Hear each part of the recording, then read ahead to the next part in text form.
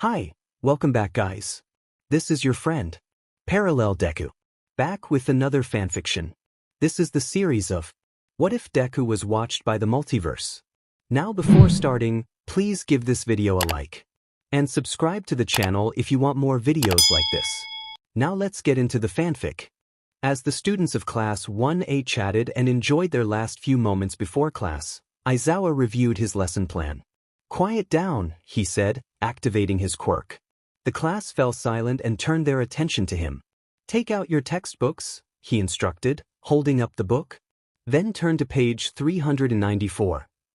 As the class flipped to the correct page, Aizawa felt a sudden chill at the back of his neck. He glanced around quickly, but saw nothing unusual. Shrugging it off, he turned back to the class only to find that all his students had vanished. Suddenly, Aizawa felt faint. His hands tingled as if they had fallen asleep. Looking down, he was alarmed to see them slowly fading away. Confused, he wondered what was happening. A blinding flash of white light forced Aizawa to shut his eyes. When he opened them again, he found himself in a large theater. His students were seated, asleep, alongside some pro-heroes and Class B students, including Shinso. To his shock, the villains were also present, seemingly unharmed, but Aizawa sensed they weren't the immediate threat. "I see you're awake," a voice chimed. Aizawa activated his quirk to see a young person standing there, smiling. Behind them, two girls busily prepared for something. "Who are you? Did you bring us here? If so, why?" Aizawa asked, his quirk still active. "That's a lot of questions," the person replied, tucking a strand of hair behind their ear. "I'm sure I did bring you here and you're here to react," they said in one breath. "Wah," someone murmured from behind Aizawa. He turned to see his students stirring awake. Suddenly, there was a clap and everyone was alert and seated, except for Aizawa and 𝐟𝐢𝐧𝐢𝐬𝐞. 𝐟𝐢𝐧𝐢𝐬𝐿 gestured for Aizawa to speak. Though he wished they would take the lead, he understood that the crowd would likely listen to him. "This is 𝐟𝐢𝐧𝐢𝐬𝐿," he said, motioning toward the person, who waved and smiled at the audience. "And we are going to react to something they will show us." 𝐟𝐢𝐧𝐢𝐬𝐿 looked at him with a grin. "I'm non-binary." Aizawa immediately began to apologize, but 𝐟𝐢𝐧𝐢𝐬𝐿 laughed it off and clapped, causing Aizawa to find himself teleported to his seat next to present mic. The two girls were teleported to the stage. "This is Bex," 𝐟𝐢𝐧𝐢𝐬𝐿 said, pointing to the girl on their right. "And this is Jamie," 𝐟𝐢𝐧𝐢𝐬𝐿 added, indicating the girl on their left. They both smiled and waved to the audience. Deku raised his hand. "What exactly will we be reacting to?" 𝐟𝐢𝐧𝐢𝐬𝐿 smiled. "Well, I thought that was obvious. You're going to react to the dekuverse." They clapped, and their friends teleported to the back near a projector. "Let's start the reacting." "Okay," 𝐟𝐢𝐧𝐢𝐬𝐿 said. "Everybody look at the screen." Bex snapped her fingers, and suddenly, everyone had popcorn, along with their favorite soda and candy. The scene opened on an empty rooftop. The wind rustled the papers left behind by students. The door to the roof swung open, and a green-haired teenager stepped out. His green eyes scanned the rooftop nervously, as if ensuring no one would stop him. "That's Deku!" YourLocalBuggs exclaimed. "What's he doing up there?" Tsu asked, glancing at Deku, who appeared a bit pale, as if he sensed what was about to happen. Deku carefully placed a piece of paper on the rooftop, then removed his iconic red shoes, setting them on the paper to keep it from blowing away. He took off his backpack and placed it on the fence surrounding the roof. Slowly, he stepped over the fence and sat on the edge. The room fell silent, everyone aware of what was about to unfold. Even the villains, who would typically revel in such moments, were quiet as they watched. Deku looked down, inching closer to the edge. "Goodbye," he whispered, scooting the rest of the way. As he fell, the building rushed past him. His hair whipped in the wind. He closed his eyes, a smile on his face, feeling a sense of peace wash over him. Deku's tears streamed down his face. Though he wasn't looking at the screen, the gasps from the audience told him he had jumped.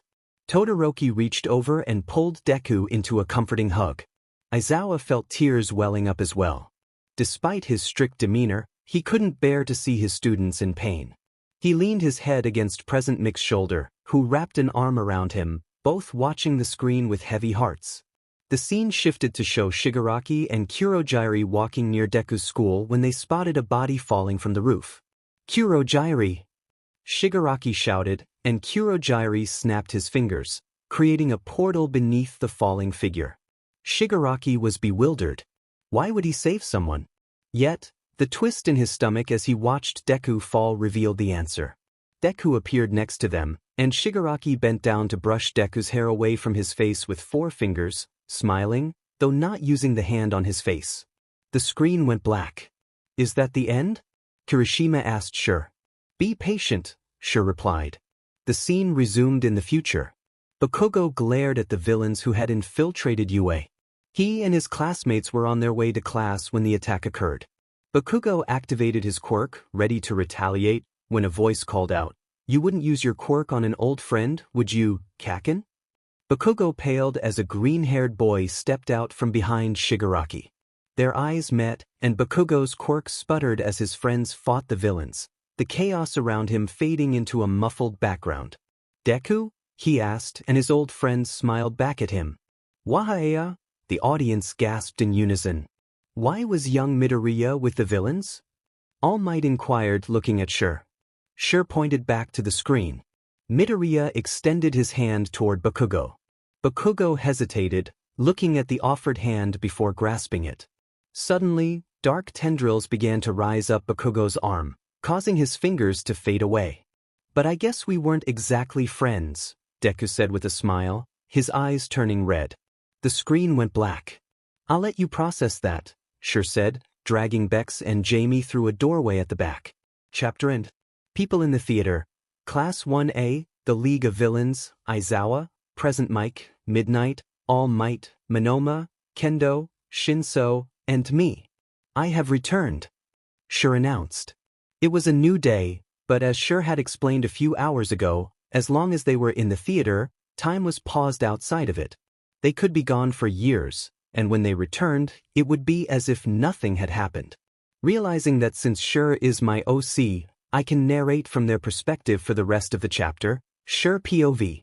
I clapped my hands and the beds I had made earlier vanished, returning everyone to their chairs. I then started up the projector, inserting a disc, and an image appeared on the screen. "Whoops! Wrong thing!"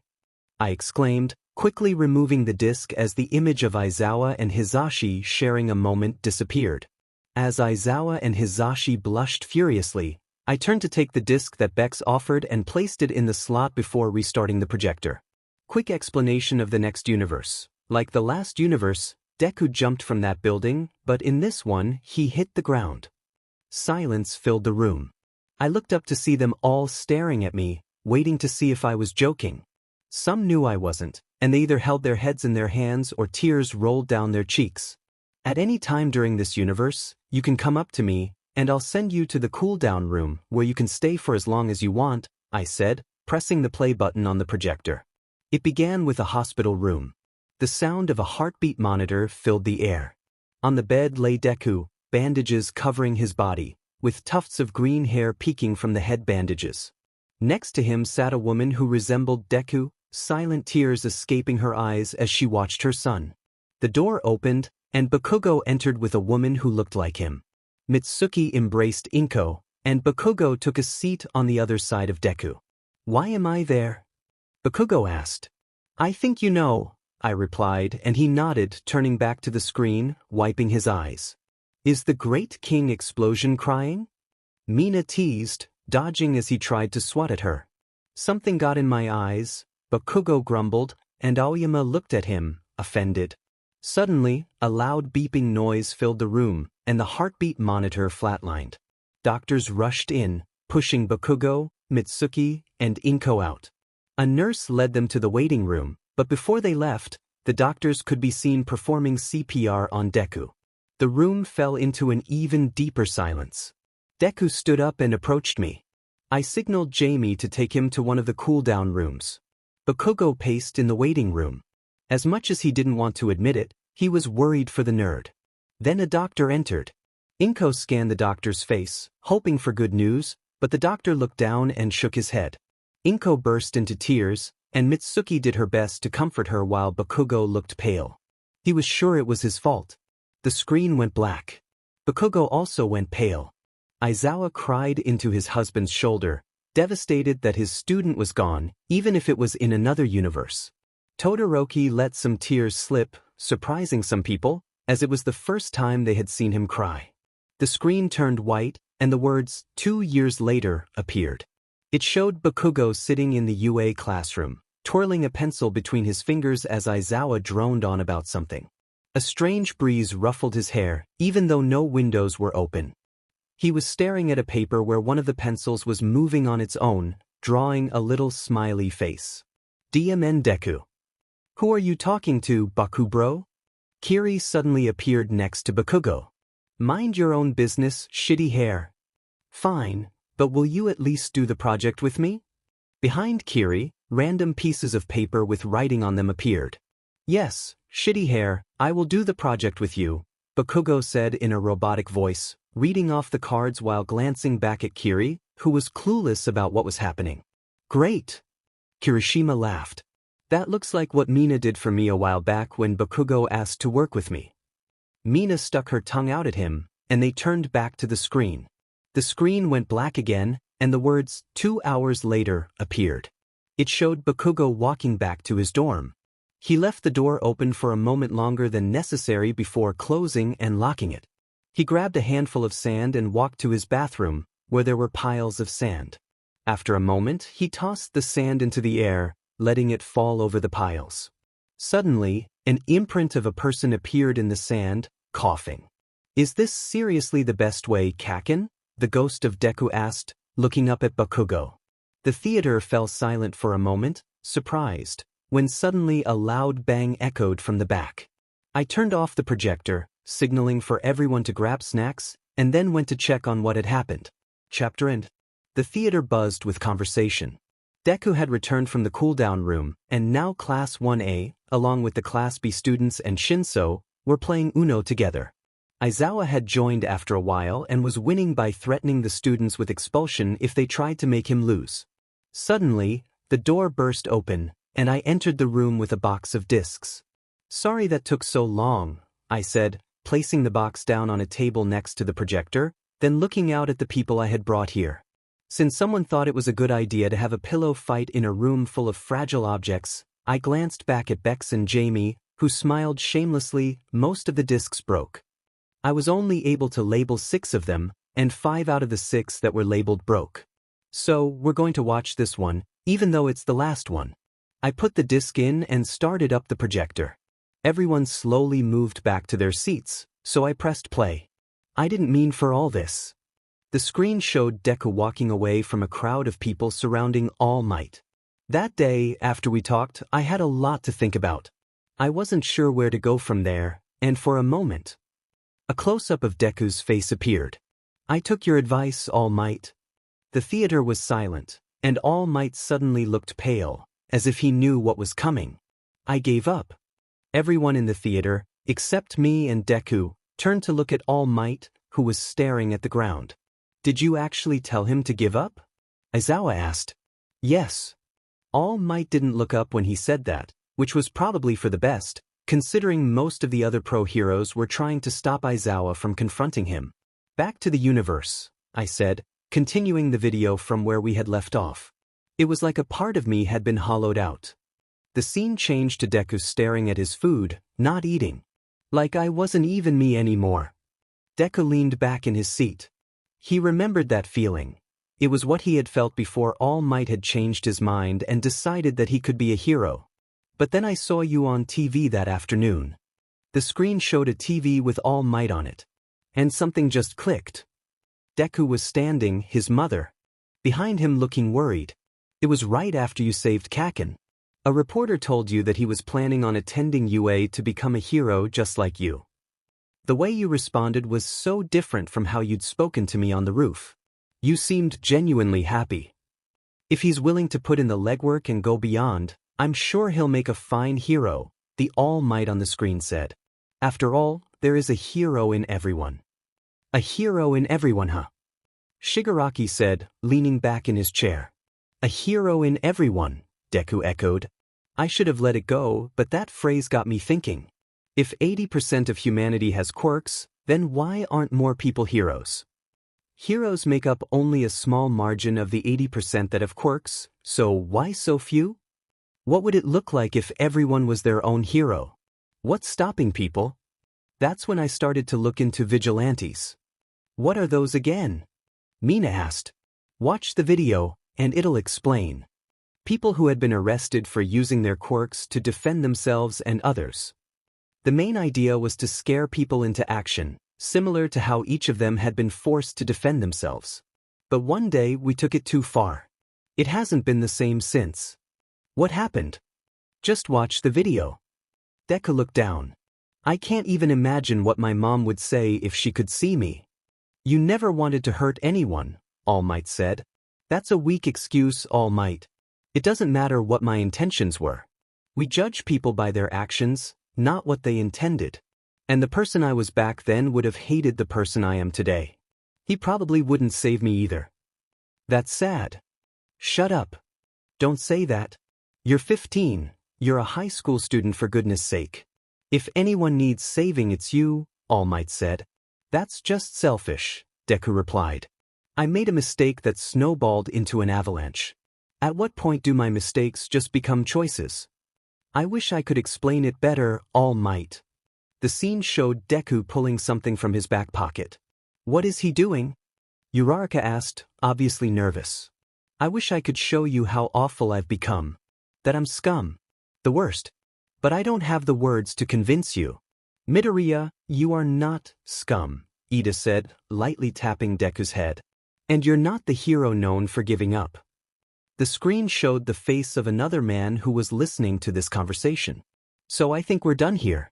I officially give up my life of crime, and you can give up trying to save me. I think that works for everyone. Though I don't think I have the strength to face my mom again. I know it's rude, but would you mind apologizing for me? The screen flashed, showing Deku making a desperate gesture. The theater, for the most part, jumped out of their seats, scared for their beloved character. But All Might stopped him. With a sigh of relief, the theater settled back down, while Shigaraki grew upset and smacked Dabi. Don't even try it. All Might said. Why? We can end all this today. I'm just trying to make this easy for you. Deku exclaimed. No, you're running away. Bowing out isn't the same as taking responsibility. And being a hero doesn't always mean sacrificing yourself. You don't get to take a bow, young man. Heroes don't run from their mistakes. They accept and learn from them. I'm not a hero. You're right. You're not. You're a villain. But you are also 15, giving you plenty of time to make up for that fact. You have a choice to make. You can be a hero and save that young man I met on the rooftop, or you can run away. Though I'm pretty sure your mother would prefer to see you in one piece. As would I, Izuku. The screen went black, then showed Midoriya being put in a police car. That was interesting. It's not done yet. A time skip brought us to Deku's red shoes. Skinny Might stood in the middle of a sidewalk. He coughed and said, didn't miss this part. Still, this world has its perks. I'm here, a voice called from behind All Might, and Deku appeared, saying, sorry to keep you waiting. I only just arrived, my boy, there's no rush. Deku, you say sorry a lot. Sorry. Do you? Sorry. Ugh. Deku gasped out of breath. I made it. Hey, take a breath, All Might said, performing a light chop. How dare you take Ida's arm chops? I'm not taking them. Yeah, right? Right. There was a loud noise, and the power suddenly went out. Come on. I yelled. Bex walked into the room. Funny story. Chapter end. Okay, I'm back, I said, and everyone stopped talking. I grabbed a disc from the pile and put it in the projector, starting it up. We're going to react to the gender bend universe. What's that? It's pretty much the same as your universe, except everyone has changed genders. I'm going to be late. A 16-year-old girl with shoulder-length green hair is seen running toward the front of UA, bumping into nearly everyone and apologizing repeatedly. Is that me? Deku asked, glancing back at me. I nodded and he turned back to the screen, intrigued. Midoriya, A girl with blue hair in 2 braids waits outside of class 1A. She pushes her glasses up her nose and lightly taps Midoriya on the head. You're almost late. It's Ida. 𝐃𝐞𝐤𝐿 calls out, and Ida tilts his head, curious. Don't be so harsh, Ida. A brown-haired boy leans against the wall nearby. 𝐼𝐼𝐧𝐢𝐬𝐿, I don't think we should get involved, a green-haired boy with his tongue sticking out says as he drags 𝐼𝐼𝐧𝐢𝐬𝐿 away. Ship. Mina whispers, and 𝐼𝐼𝐧𝐢𝐬𝐿 glares at her. 𝐃𝐞𝐤𝐿. A blonde girl, followed by a red-haired girl and a yellow-haired girl with a black lightning stripe in her hair, rushes up and playfully pushes Midoriya into the arms of a red and white-haired girl who seems to be passing by. Bakubro is acting the same as always, Kirishima comments. What's that supposed to mean, extra? Wow. I'm looking good. Shut up, Kaminari. I still have my scar as a girl. Midoriya and Todoroki's eyes meet, and they quickly let go of each other, both blushing. Ship. Almost all the girls yell. Ship. A pink-haired boy shouts, managing to dodge a short girl with purple ball-shaped hair who was trying to grab him. Looks like Mineta is still up to his usual antics, Mina remarks, leaning back in her chair. I say we start a petition to get rid of him, Momo suggests, pulling out a piece of paper from her pocket. Hey! Mineta protests. Suddenly, an alarm blares through the room, and a purple and black portal appears in the classroom. The class tenses up, preparing to fight. Villains already? A light blue-haired girl with a hand covering her face steps through the portal, followed by a black-haired girl covered in scars and a blonde boy striking a pose. Toga, why are you posing like that? To assert my dominance over the students, duh. Kurogiri, you brought us to the wrong place, Shigaraki growls at a misty-haired woman controlling the portal. Where did you want to go? Probably McDonald's. Halt, villain. Ida commands, but Bakugo pushes him aside. He means fight. Bakugo yells as he charges forward. Bakugo is definitely the same. I'll take you down. The scene shifts to a woman holding a sleeping bag and a coffee cup. I don't get paid enough for this, she says, closing the classroom door. Do you actually mean that, Mr. Aizawa? Yes. Oh. Chapter end. Quick question. How did this story get so many reads? The amount is crazy for a story that didn't come out that long ago. I also have a challenge for you. Guess my age. If you're close, I'll give you a cookie. If you get it right, I'll give you 2 cookies. Beaming face with smiling eyes. 25. Okay, ready for the next universe? I asked as I started up the projector. Will the next universe be sad? Someone inquired. Probably. Then we are not ready. Fine, I said, rummaging through my box until I found what I was looking for, a small USB labeled memes. I found one that isn't sad, I announced, plugging it into the projector. It was a slideshow. The first slide was a simple gray background, with the word meme in the center. Ooh! Kaminari exclaimed, and everyone gathered around to look at the screen. First meme. That happens so much, Mina commented. You don't raise your hand, Aizawa, Midnight, Present Mike, and All Might said in unison. Oh yeah. Mina rubbed the back of her neck, slightly embarrassed. I'm still upset that you did that, Deku said, and Kirishima chuckled. Sorry, bro, I guess I forgot your arms were like that. Thankfully, we haven't had a test like that yet, Aizawa said with a smile. Oh no. Everyone immediately looked at All Might, and then Deku and Bakugo burst into laughter. Deku had told Bakugo about having to eat the hair, which was why Bakugo found it so funny. The rest of the crowd exchanged confused glances between All Might, Bakugo, and Deku. Ha, Dabi, it's you, Toga said, and Dabi face-bombed beside her. Homework? What's that? Denki asked, and everyone turned to look at him. Denki, are you joking or?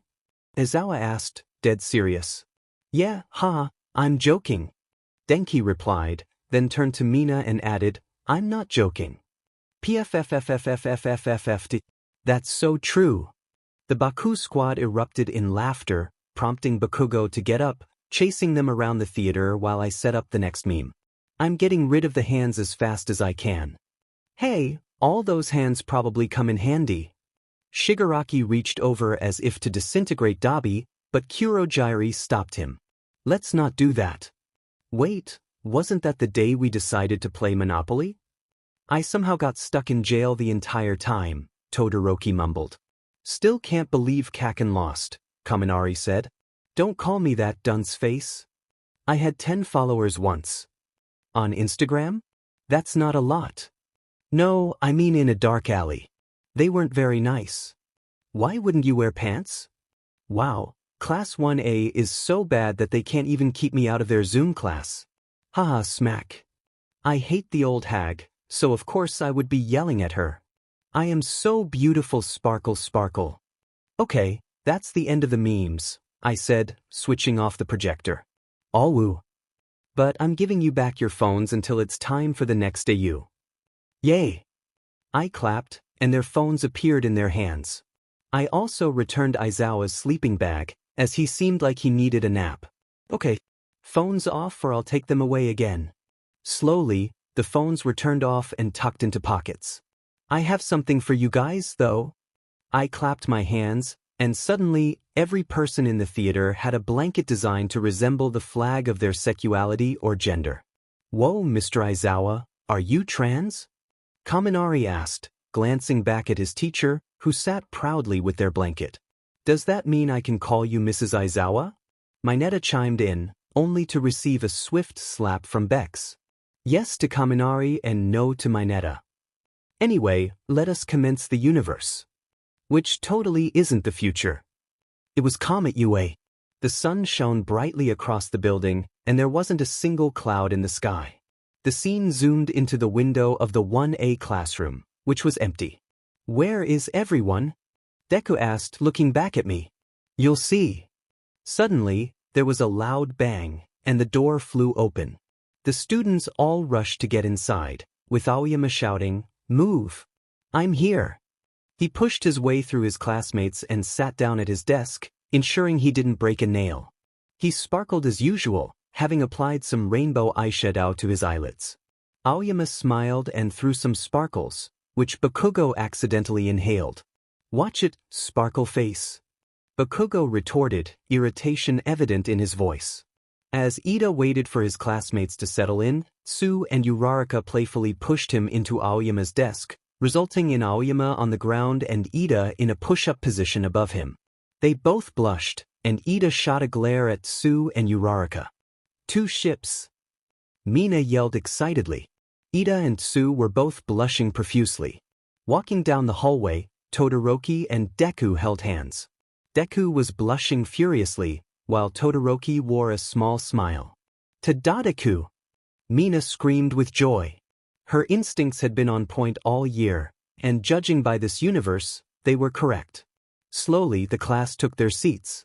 Aizawa walked to the front, a small clip with the transgender flag adorning his hair. Due to certain reasons, Mineta has been expelled, and Shinso will be joining our class. He gestured to the door, where Shinso poked his head in. In the theater, Shinso smiled with happiness, thrilled to finally be in the hero course. I feel bad for you, having to be in the worst class of 𝐴. Ha! Manama shrieked, only to be silenced by Kendo smacking the back of his head. Come sit here. Kaminari yelled. Jiro can go sit where Todoroki sits, and Todoroki can go where Mineta used to sit. That would mess up the seating chart. Oh. Actually, just do what Kaminari said. The screen went black, then white words that read, "Time skip," flashed across the screen. What does it mean by time skip? They all looked at me. Probably just going forward in time by a few hours, I said, then pressed continue. Baku bro, wait up. Bakugo looked back to see Kirishima running forward. Kaminari was supposed to walk home with Kirishima, but he wanted to make sure Shinso was fitting in. Is this a ship I smell? Mina asked, only to be pulled down by Hagakure. We know you're excited about the ships, but come cuddle, Hagakure said, pulling Mina into a hug. Thanks bro. Don't call me that, shitty hair. Then don't call me shitty hair. Watch it. I'm not going to tempt you. This made Bakugo turn red, and he looked away from Kirishima. Bakugo is blushing? No, I'm not. I don't blush. Get lost. So, do you want to go to the new cafe? Why should I, shitty hair? Because I want you to? Fine. Kirishima smiled. It's a date then. Bakugo immediately started to blush again, but Kirishima kissed his cheek.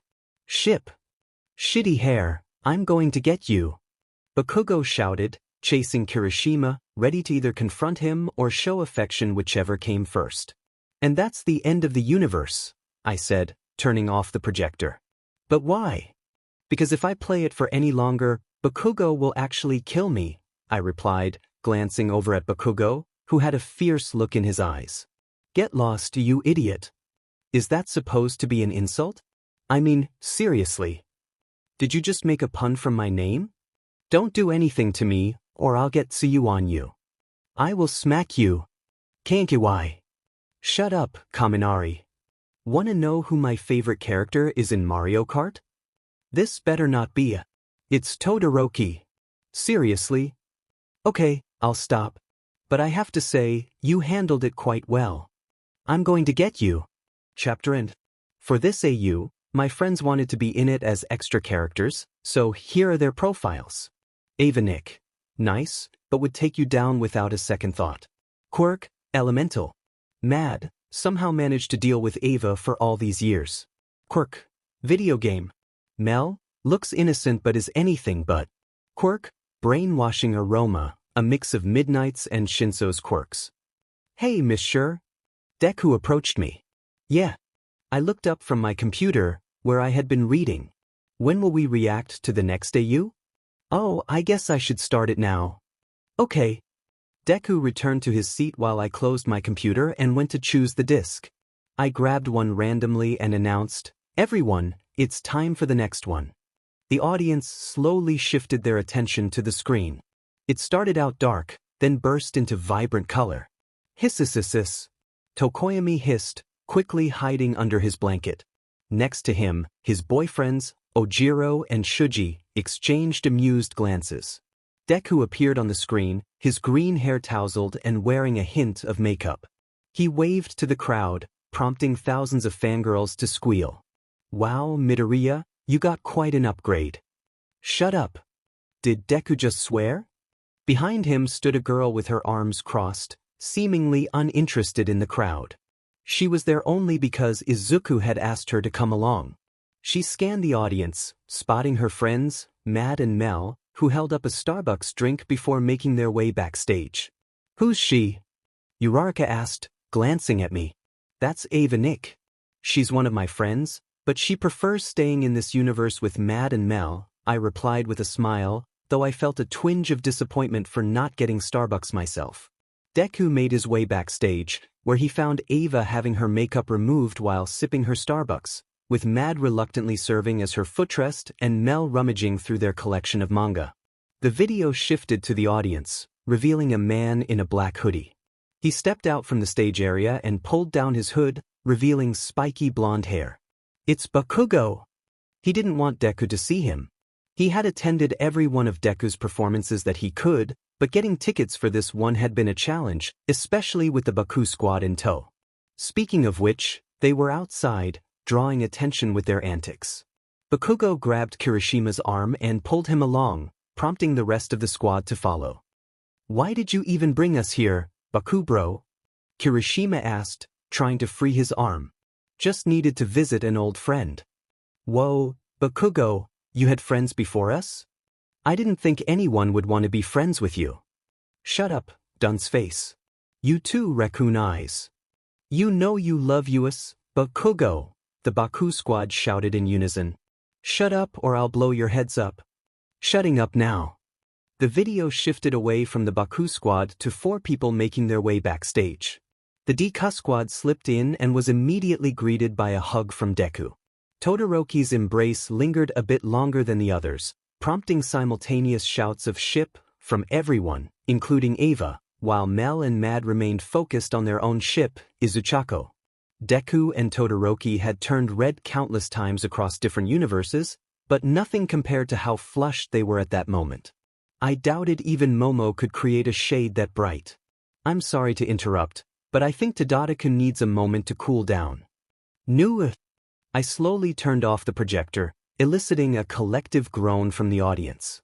I clapped, and as food was distributed, the groans faded, replaced by the sounds of people enjoying their snacks. I rummaged through the discs in the box until I found one with a hint of light brown on it. It looked promising. "It's time, everyone," I called out, and all eyes turned to me. I quickly slid the disc into the projector and started it up. A quiet laugh echoed in the theater, but the screen remained dark. "Really thought you could escape, did you?" A chill swept through the audience. The voice sounded like Deku's but colder. Suddenly, a blinding light illuminated a concrete room. A man, bruised and unconscious, was tied to a chair. A click echoed, and the man stirred, lifting his head. His dark hair clung to the wounds on his face, and though his dark eyes were void of emotion, he managed a smile. Is that Mr. Aizawa?" Uraraka asked, glancing at the screen. I looked over at the man in question. He appeared pale, as if he had witnessed this before, perhaps in a dream. The door creaked open, revealing a man in a suit. "And who might you be?" Aizawa asked, still smiling. The man held up a badge. "I'm Detective Julian Fierier. The government has sent me to question you about the villain organization known as the League of Villains. They're a bunch of troublemakers. That's all you need to know." "I'll need more information than that." "No, I don't think." "You do." In a sudden motion, Julian lunged forward and struck Aizawa. "Shotewa!" Present Mike shouted, but Aizawa simply punched him on the shoulder. Aizawa didn't seem to care that his counterpart in the video was being harmed. Julian stepped back, wiping blood from his hand. "I can do much worse if you don't give us the answers we need." "Too bad. You're not getting anything from me." "You little." As Julian moved to strike Aizawa again, Aizawa broke free from his restraints and caught Julian's fist. "I don't think so." Aizawa smiled and countered with a punch, knocking Julian out. He turned to see a portal forming behind him. About time 𝐃𝐞𝐤𝐿 showed up. Then he stepped through it. "Is Mr. Aizawa a villain?" someone asked. "Be patient." Aizawa emerged in a bar. Across the room, Dabi was engrossed in his phone. "The boss wants to see you," Dabi said without looking up. Aizawa nodded and walked through a door into a massive room filled with arcade games. "I see you've returned," someone said. Aizawa turned to see Deku entering through another door, followed by the rest of Class 1A. However, they looked different. Each had a red eye, and their outfits were dark and stylish. Present Mike leaned against a door, looking pleased to have his partner back but ready for anything. "Does that this?" Mina asked. "I'm pretty sure that's obvious." Deku approached Aizawa, then turned to Ojiro. "Take him to be healed and checked for trackers. Hizashi, go with him." "Yes, boss," Ojiro and Hizashi replied, heading through a door with Aizawa. "Tenya, go tell the others to get ready. We're moving the attack up a week." "Yes, sir." The screen then faded to black. "So, what do you think? Why are we villains?" "Well, you started the year training to be heroes, but something happened that turned you into villains." "Oh. What was that thing?"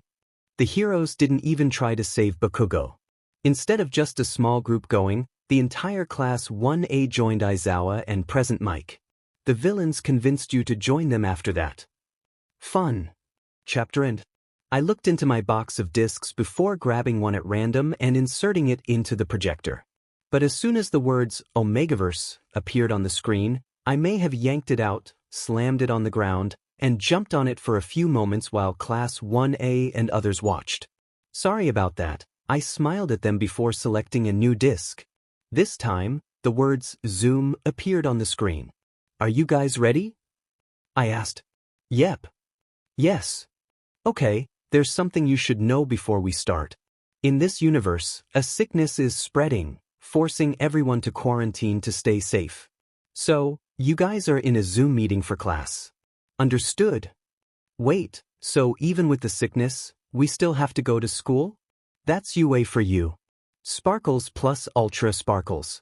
There was absolutely no reason for you to say that. Everyone just shut up and watch already." The screen showed a computer mouse clicking on a small camera before entering a meeting room where Aizawa awaited.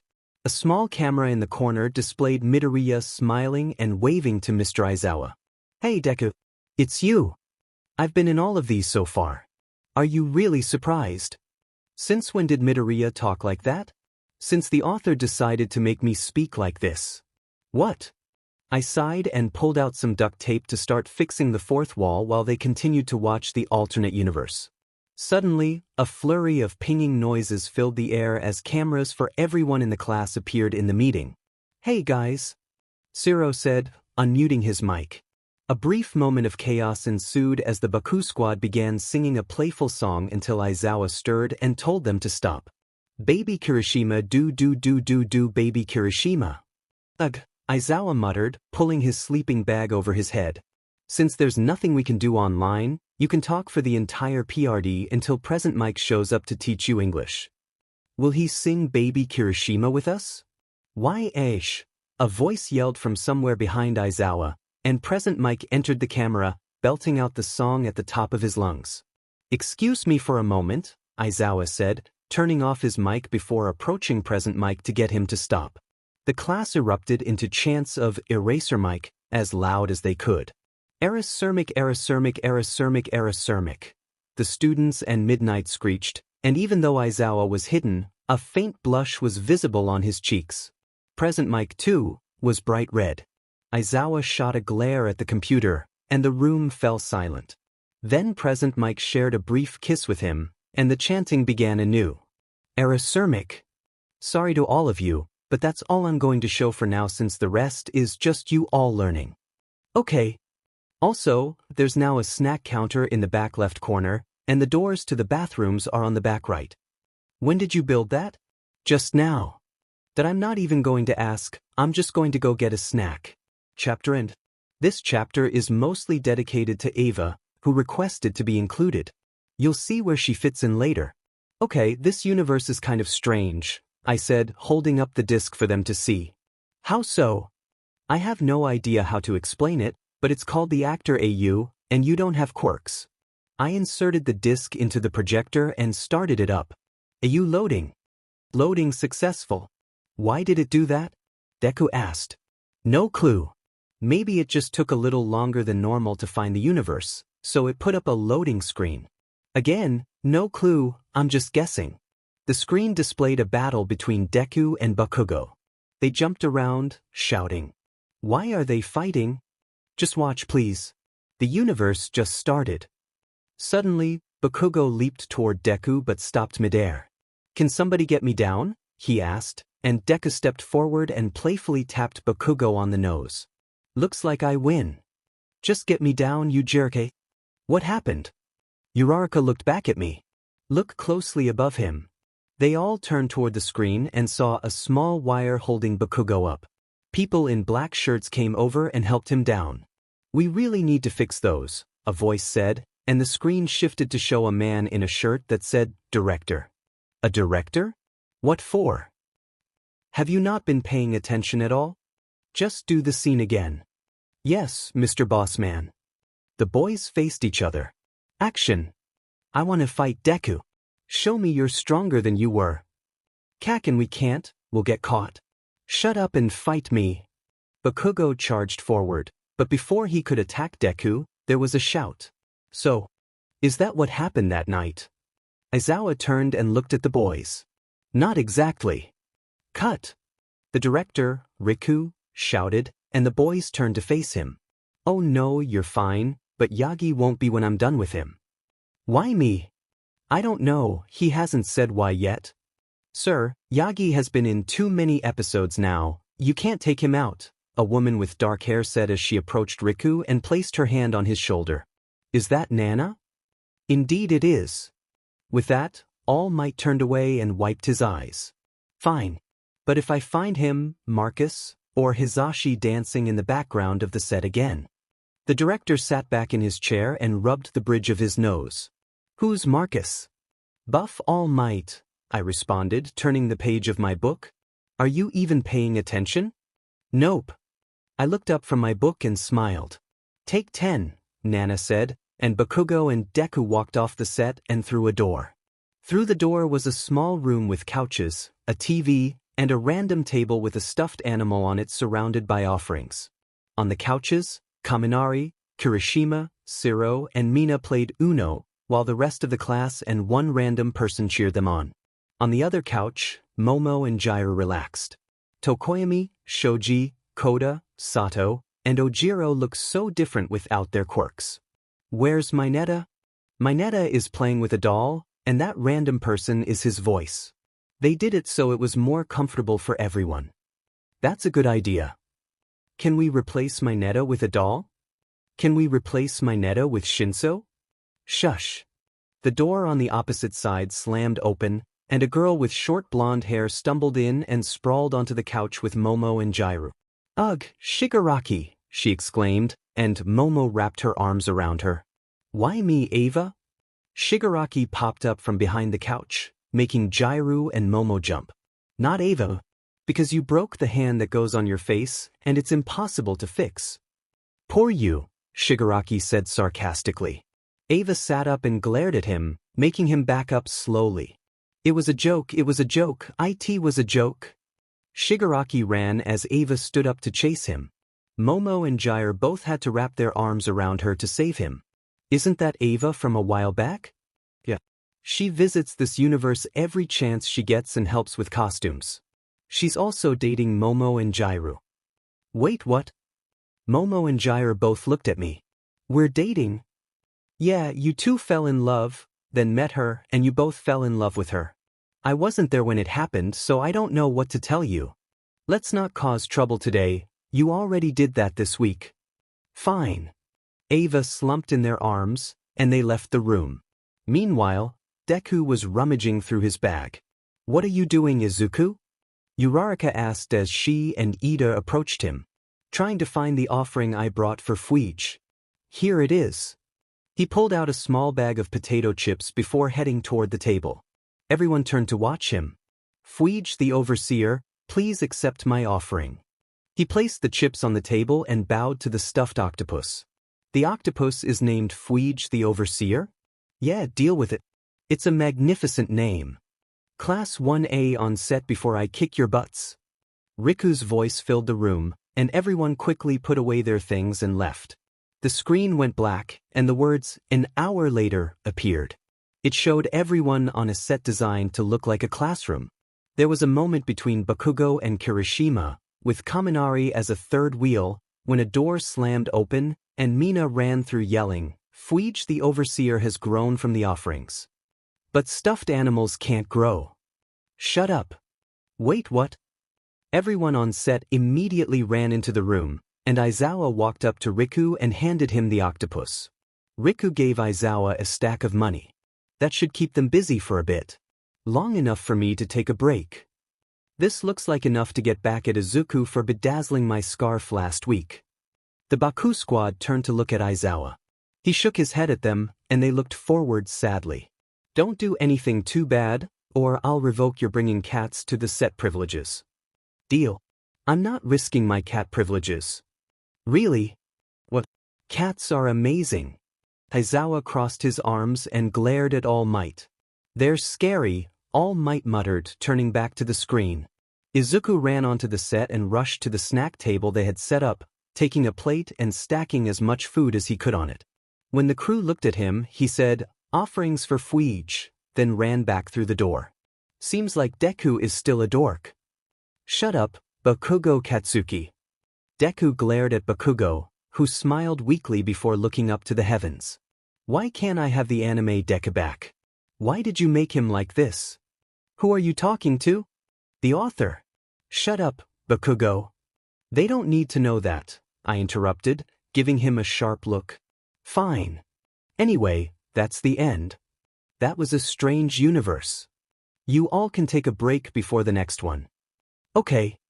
Also, please don't decorate Aizawa's scarf. Ah. I look out at the theater. Everyone had made themselves comfortable and were finally happy until I hit them with some angst. But that was later. It's time for part 2 of the Singer universe. I announce, and they look up at the screen as I press play. A man walked into the room, his dark hair unkempt. He was followed by a man with blonde hair. It's Mr. Aizawa. Mina yelled. I'm here too. Present Mike chimed in. Sorry. Midoriya, Ava, your fans are waiting at the signing booth, Aizawa said, and Present Mike pulled both singers up from where they were sitting to fix their makeup. Do we have to do this? Deku groaned as Present Mike applied some powder to his face. Yes, or there will be some angry fans. Sad. Being a singer seems like too much work, Delu said, scratching the back of his neck. Stop acting like Shiggy. What do you mean by that? You were scratching your neck. Oh. As the makeup on the singers was adjusted, Ava's and Deku's friends made themselves comfortable. Mel even took half the books from the manga collection to read while she waited. Aizawa, on the other hand, was anything but happy at the moment. He yelled at someone for accidentally launching a confetti cannon too early during the earlier show. Finally, Ava and Deku made their way to the signing booth, leaving their friends happily behind. As they approached, the fans screamed with excitement. Anyone else thinking about how the public reacts to heroes? Nope. Just you. I am now. Deku waved and Ava managed a smile. Suddenly, a small teenager with purple hair came running up and tried to tackle Ava. She dodged and sent him flying back, causing a commotion. When the dust settled, it revealed Mineta, looking dazed and embarrassed. Finally! Mina yelled. I'm kinda sad that I couldn't do that, 𝐃𝐞𝐤𝐿 said, leaning back in her chair. Our Mineta is still alive, Momo pointed out, indicating where he cowered on the opposite side of the room. Do it, I said, continuing the video while the girls teased Mineta. After signing enough items that both their hands hurt, Ava and Deku were forced to take photos with what felt like half the world. Finally, they could go backstage. They grabbed their friends and their belongings, then hurried out to where a limo was waiting for them. Midoriya, you get to go places in that? I don't actually have one of those. I do. I actually have 6. Not everyone is as rich as you, Momo. When they arrived at a mansion-like place, a girl with short purple hair and another with black hair were waiting outside. It's us, Momo said, putting her arm around Jiro, who leaned in. Mr. Aizawa, all the instruments are in perfect condition. And there is tea ready to be served. Thank you, girls, Aizawa said, running his hand through his hair. The group slowly went inside, splitting up to head wherever they wanted to go. For example, the Deku squad all headed towards Deku's room because they were having a sleepover that night. It must be a Friday there, Uraraka said. How do you know that? The Deku squad has a sleepover every Friday. As the Deku squad made themselves comfortable in the room, Tsuyu said, I still can't believe this is your life, Midoriya. Wow, Tsuyu speaking without the rib bit is weird. And you're telling me? I don't think I believe it either, and it's my life, Deku said with a smile. The screen went black. That's the end, I said, turning off the projector. That was nice, they all agreed. It won't be for much longer, I mumbled, leaving the room. Okay, next to you. I grabbed a random disc and slipped it into the projector. Wait, someone yelled. Yeah. Can you change our clothes? I mean, you do that whole clapping thing to clean our clothes, but sitting all day long in a school uniform is uncomfortable, Mina said, leaning back in her chair to look at me. Fine. I clapped my hands, and everyone's outfits transformed into something more comfortable, including mine. All right, let's start now. The words, No Quirk AU, appeared on the screen. What's this AU about? Kaminari asked, and we all turned to him. Ai says on the screen, Dunce face. Bakugo yelled, glaring at Denki until Aizawa shot him a warning look. The scene shifted to UA, but it looked different, not as shiny. Students walked to the school, chatting with their friends. We moved to the dorms, which seemed quieter than usual. The camera zoomed into one of the dorms, where Deku was sleeping. Suddenly, the door slammed open. Get up, you! Bakugo yelled, and Deku sat up quickly, his hair even messier than usual. Wait a second. Deku, is that how your hair looks after you brush it? Uraraka asked, pointing at his hair. Yeah. Deku tried to tame his hair but failed miserably. As Deku rushed around, the camera panned down to the common room, where the rest of the class was bustling about. Ida and Momo were making sure everyone had eaten breakfast. 2 people entered the dorms, both in UA uniforms. Wait, sure, is that you? Kirishima asked, turning to me. Yep. And Ava? Ava walked around and playfully snatched Bakugo's toast while Sure chatted with Tokoyami, who looked unusual without his bird head. You do realize you're going to be late for class if you hang out with us, right? Tokoyami asked, handing Sure a cup of coffee. That's fine.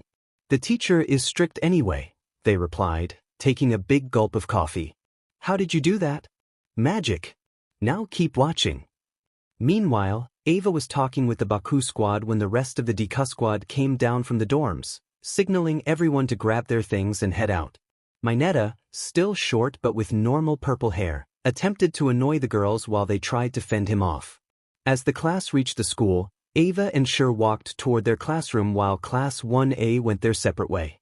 Aizawa was waiting for them, still in his hero suit but without the scarf, looking like an ordinary citizen.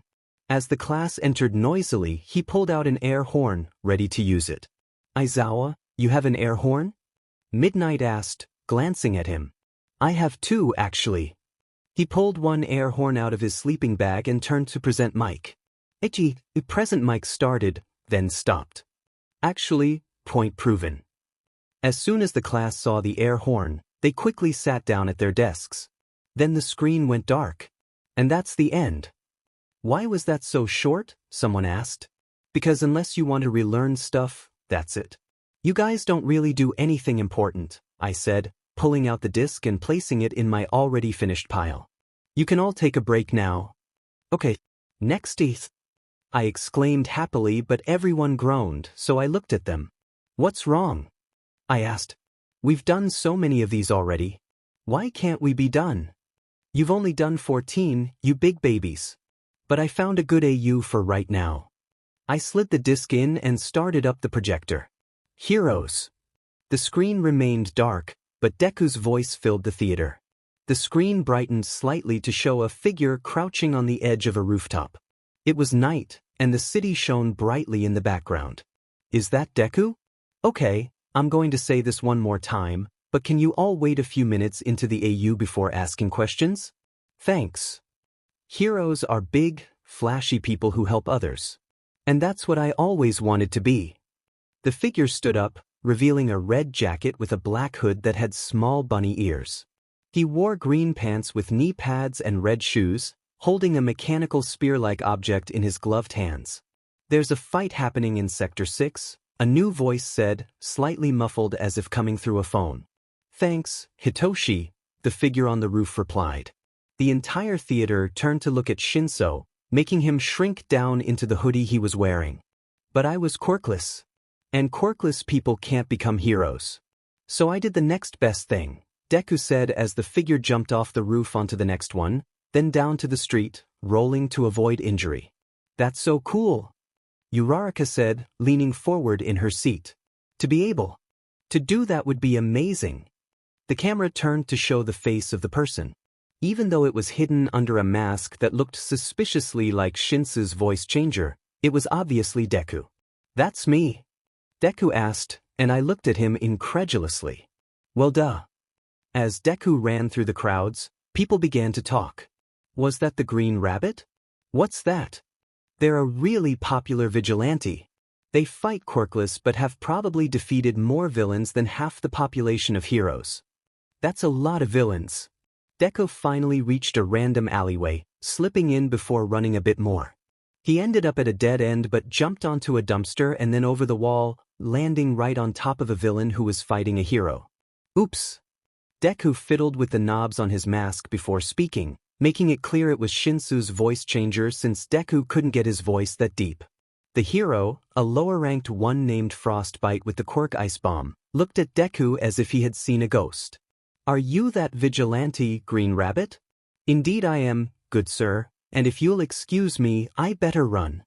As Deku started to flee, someone lurking in the shadows said, Not so fast. Is that who I think it is? Present Mike asked. Indeed it is. Eraserhead jumped out of the shadows, attempting to capture Deku with his scarf, but Deku dodged and ran. Green Rabbit, we have been asked to capture you and bring you to the police for violating the no quirk using law. But I'm not using a quirk.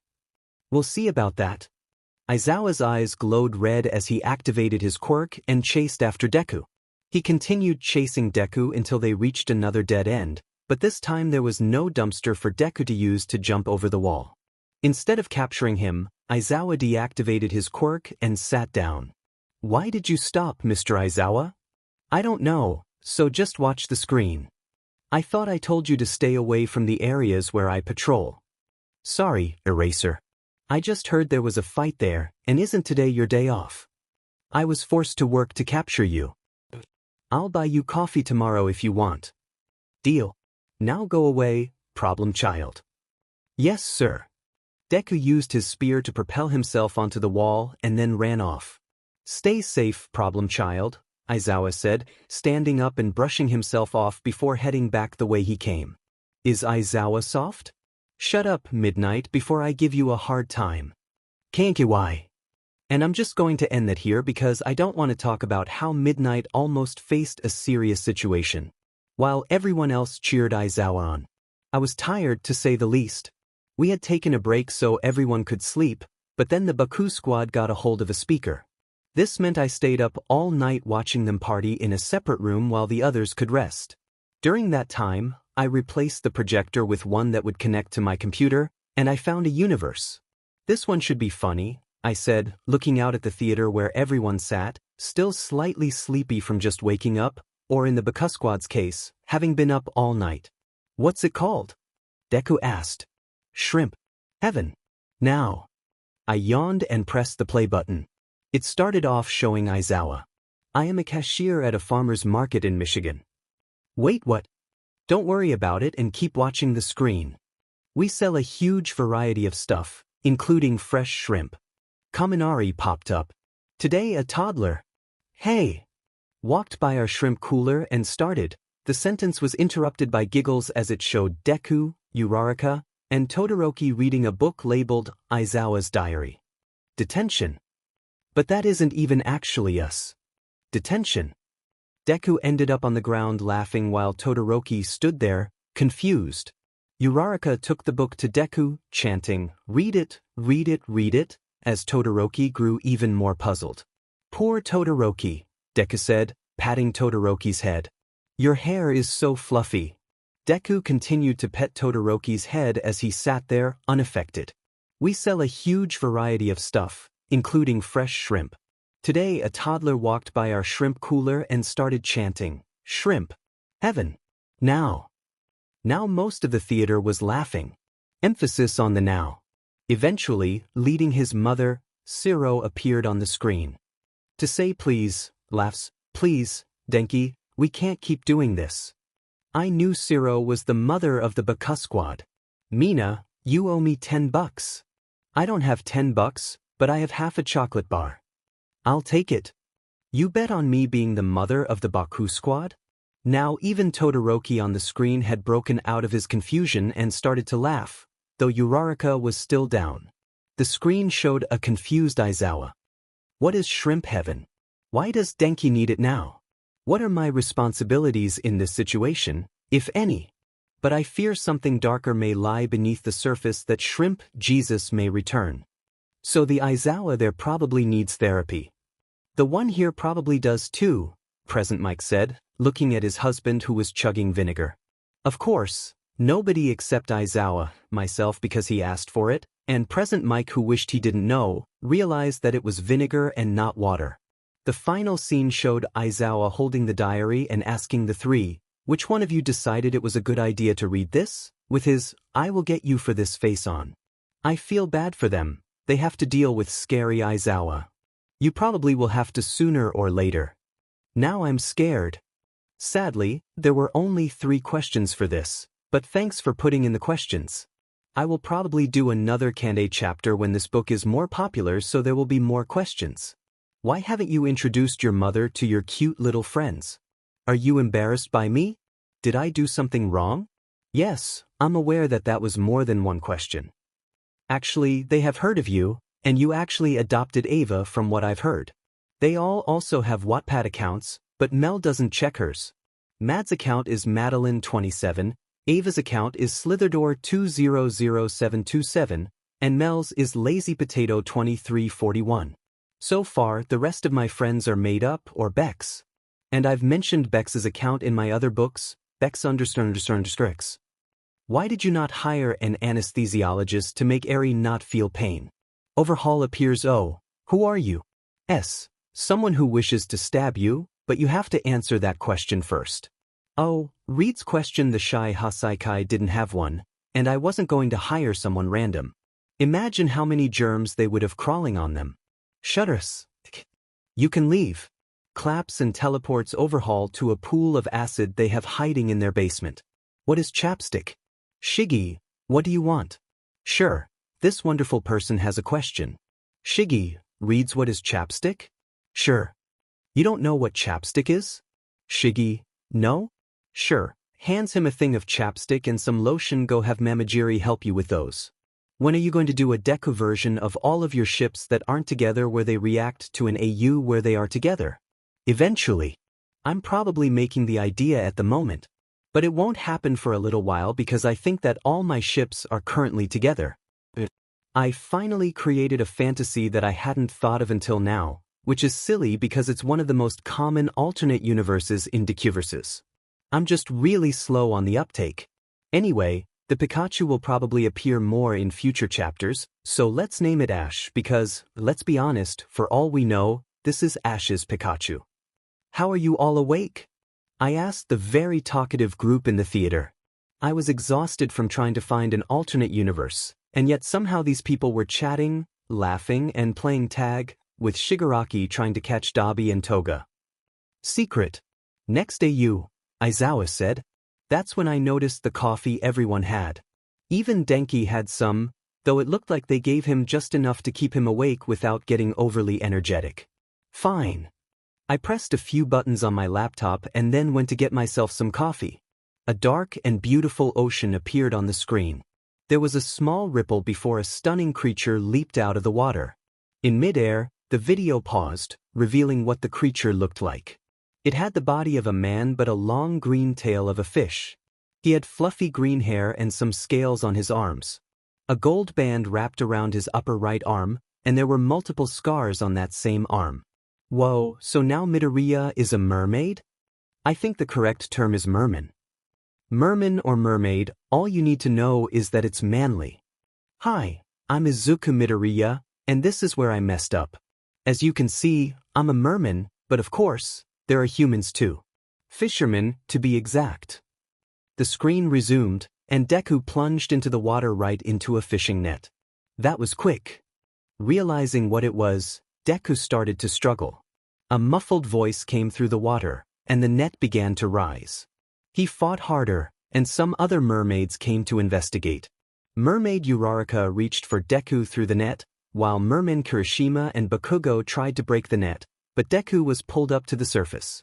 I look manly as a merman. Stop saying manly.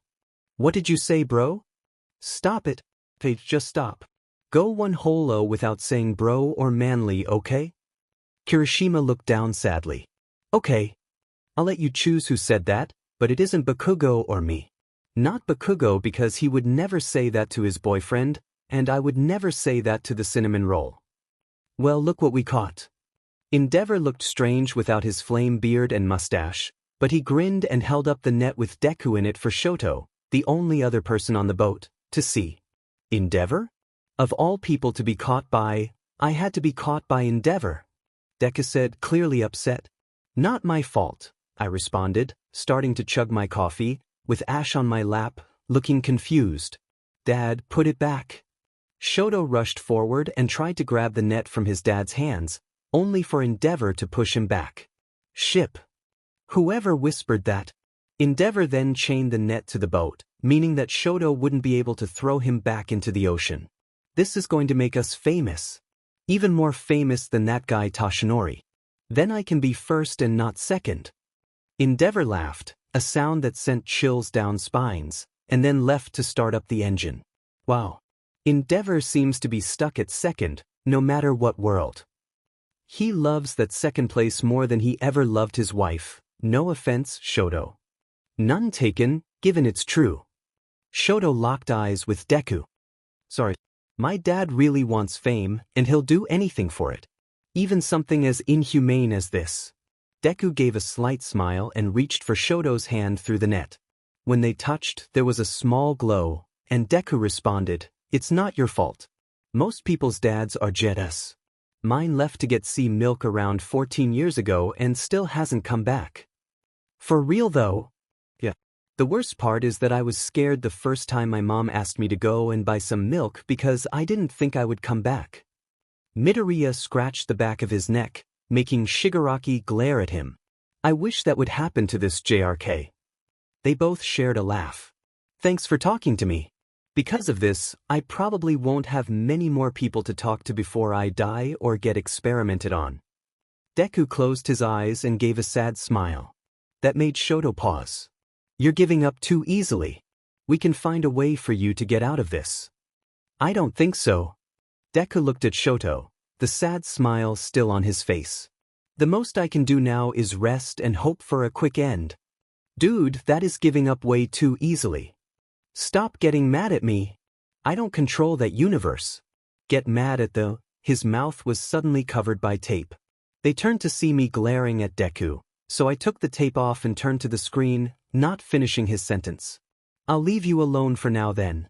Shoto stood up and walked away, but not before he saw a single tear roll down Deku's cheek. I have to help him. Ship ship ship ship ship. Mina chanted. She was soon interrupted by Shoto and Deku yelling, "Stop!" Their faces bright red. The screen went dark. Is that the end? That can't be the end. Denki shouted. That's the end. No. For now, I finished, patting Ash on the head like an evil mastermind.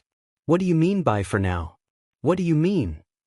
Of course, I couldn't answer that because I had already run through my door of secrets, not wanting to face the consequences today. Yes, there will be a part 2.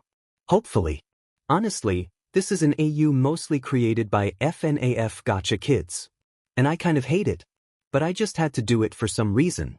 So this chapter is really just me showing off my FNAF knowledge. I have returned. I looked out, and unlike last time, the theater seemed really tired. No coffee this time? Someone broke the coffee machine, Kirishima said. Well, I'll fix it, but for now, you all can watch the next AU. I pressed a few buttons and then walked over to where the coffee machine was. It showed a pizzeria, and laughter could be heard from inside. Families were going inside, but there was one person who was alone. They wore a purple hoodie with a little brown bear on it, gray sweatpants, and bright red shoes. They turned slightly toward where the camera would be, revealing messy green hair with purple streaks and bright green eyes. Where is that? Uraraka asked. At this point, they honestly weren't that surprised to see Deku there. I think it's Fazbear's Pizzeria.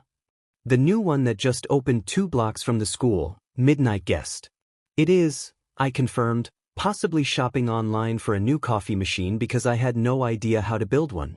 After a bit, Deku entered the building. It was quite large, filled with children yelling and crowding around a stage where 3 animatronics were singing and dancing. A bunch of kids were also heading through the door that led to Pirate's Cove and an arcade room.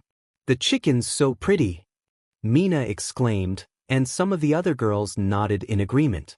That's Chica. Not my personal favorite, but Susie is pretty cool. I was back in my chair in the back, waiting for my new coffee machine to arrive. You know this place? Someone asked. Who's Susie? Another chimed in. Who is your favorite then? A third voice added. What are the names of the others? They continued. Yeah, I know this place. I once worked a night shift because the original night guard fell asleep watching his shows and didn't wake up in time. Susie is a friend of mine who helps out with Chica. My favorite is Lolbit, who I'll show a picture of later. The bear is Freddy, the bunny is Bonnie, and the fox in Pirate's Cove that you can't see right now is Foxy. I answered their questions before pressing on pause. But Deku wasn't stopping at any of those. Instead, he went through a door labeled Employees Only. After navigating a maze of doors, he ended up in some sort of basement. He plopped down in a chair and looked at something in front of him. This is the farthest you could go down? Deku laughed, pulling his hood off to reveal a scar on his nose. It was an unusual purple hue. Why is it purple? Dobby asked. It would look much better if it were red, Toga said, tossing a knife into the air and catching it. That I thought I took all your knives away? I remarked. Guess you missed one then. She smiled at me, her fanged teeth glistening, making me shiver and turn away. Where did you get that? Twice whispered. It's not what you think. It's jam, she said, pulling a jar from her pocket. Suddenly, something against the wall in front of Deku moved and began to speak. Shut up. I promised Cassidy I would stay here for a week. Of course, she chose the worst place ever. Then the figure took up the whole screen. It looked like a green rabbit, decaying, with something or someone inside it. What is that? Shinso yelped, sounding more startled than I had ever heard him. Springtrap. A dead body inside a rabbit animatronic. Why do you call them animatronics? Why not just robots? Denki asked. There are two reasons. One, they're smarter than robots, and two, the last time I called them robots, they tried to attack me. I shivered, recalling how Bex had just sat there in her night guard clothes, smirking. Well, here, Deku said, grabbing a Happy Meal from somewhere and tossing it at Springtrap. Mike wanted me to give you this. Why couldn't he bring it himself? Bon Bon broke again. With that, Deku stood up and started walking away. Bite it. Be good for Cassidy this week. I hate you. So does Mom. Wait, what? Bakugo interjected. Auntie Inko hates him? No, in this version, Deku has a different mom. And that mom is not nice. Oh, fun. Goodbye, Izuku Afton. Just call me D. That was interesting, Deku said. Indeed. Anyway, want to see my favorite animatronic? Sure. Here you go. Finally, we have a Traitor AU. This is going to be really short. I have returned, Bex said dramatically as she entered the room with me, Ash on her shoulders. Where's Jamie? Mina asked. She probably won't come back due to reasons. I plopped down in my seat, Becca on my left and Ash on my lap. And Uraraka, you have been grounded. You can ground us? Someone asked. I cannot, nor do I want to, but Nico can so. But why am I grounded? Uraraka questioned. You know why. Oh. Her eyes flicked toward Momo before she said, That's fair.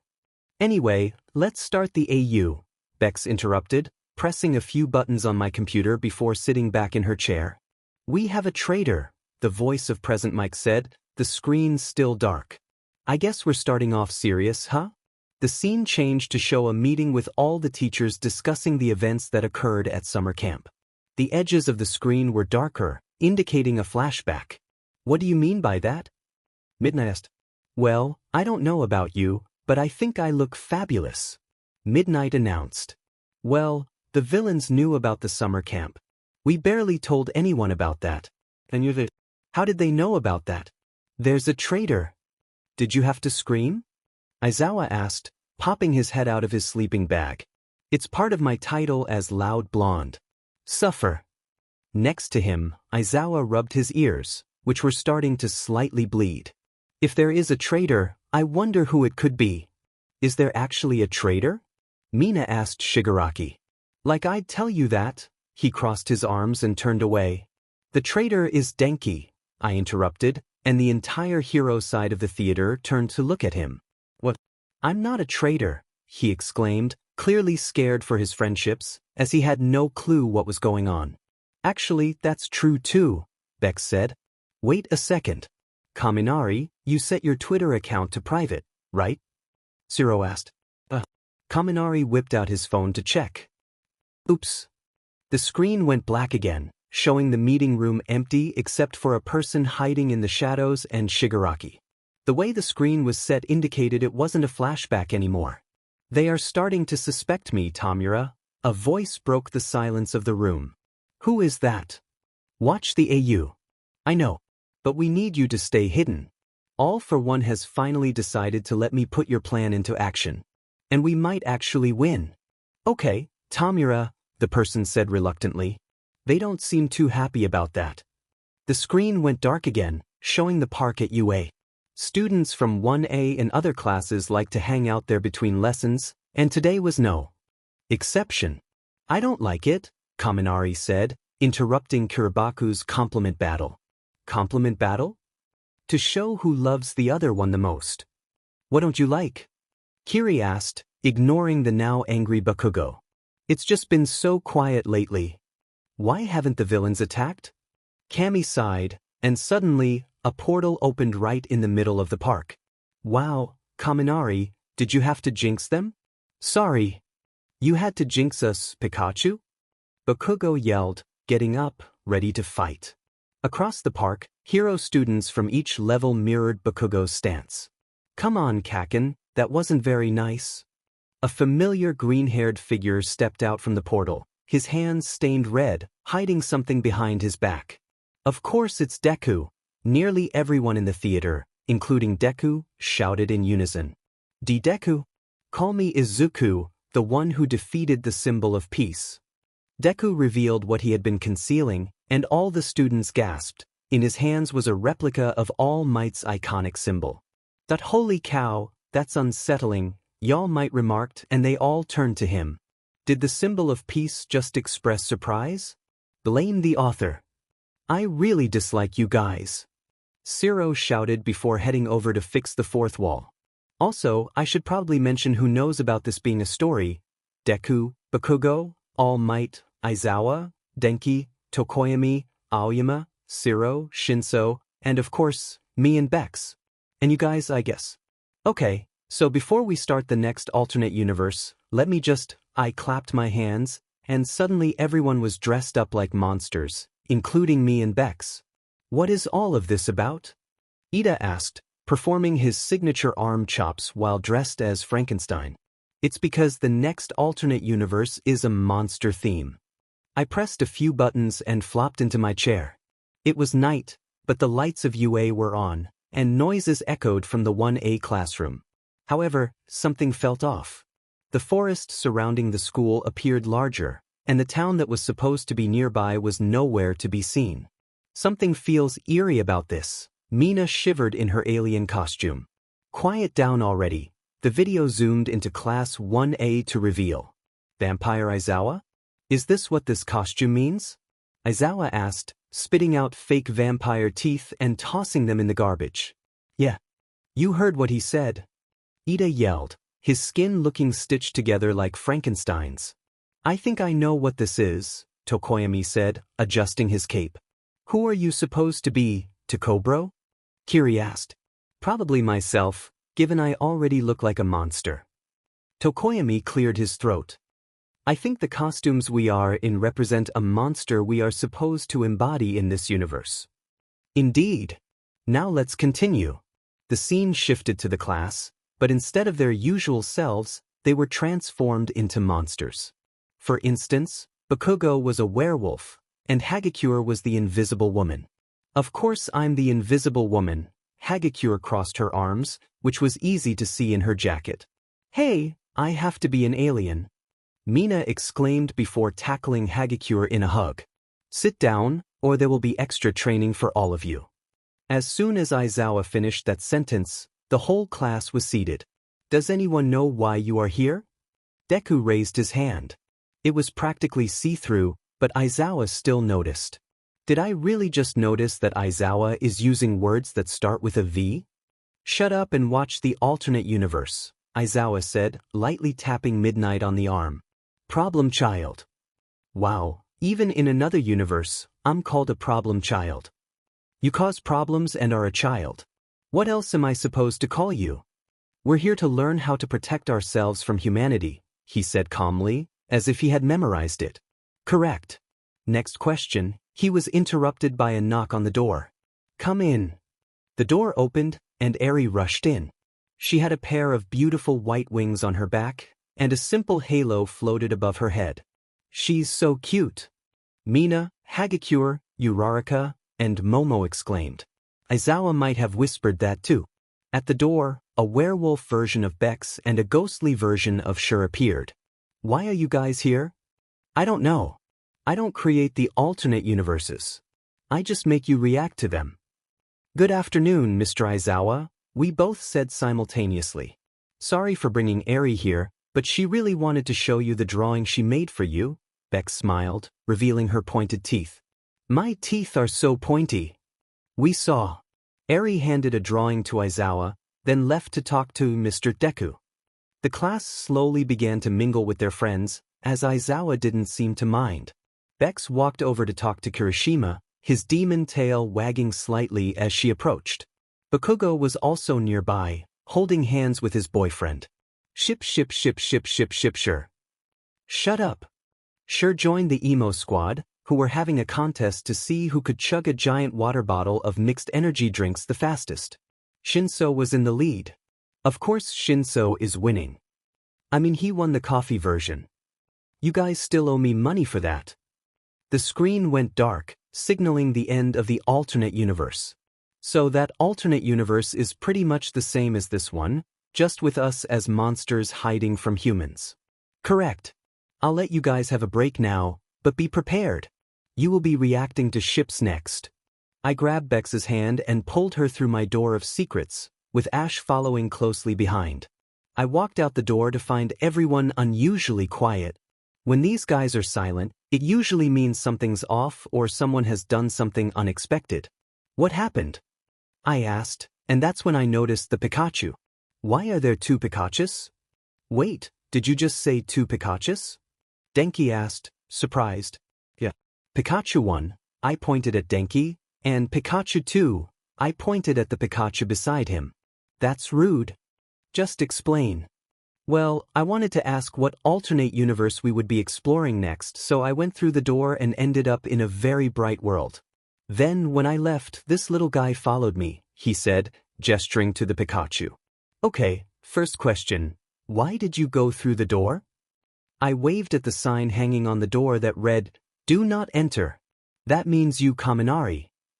Second, the Pikachu is mine now. I scooped up the Pikachu and started the projector, practically forcing everyone to watch the screen.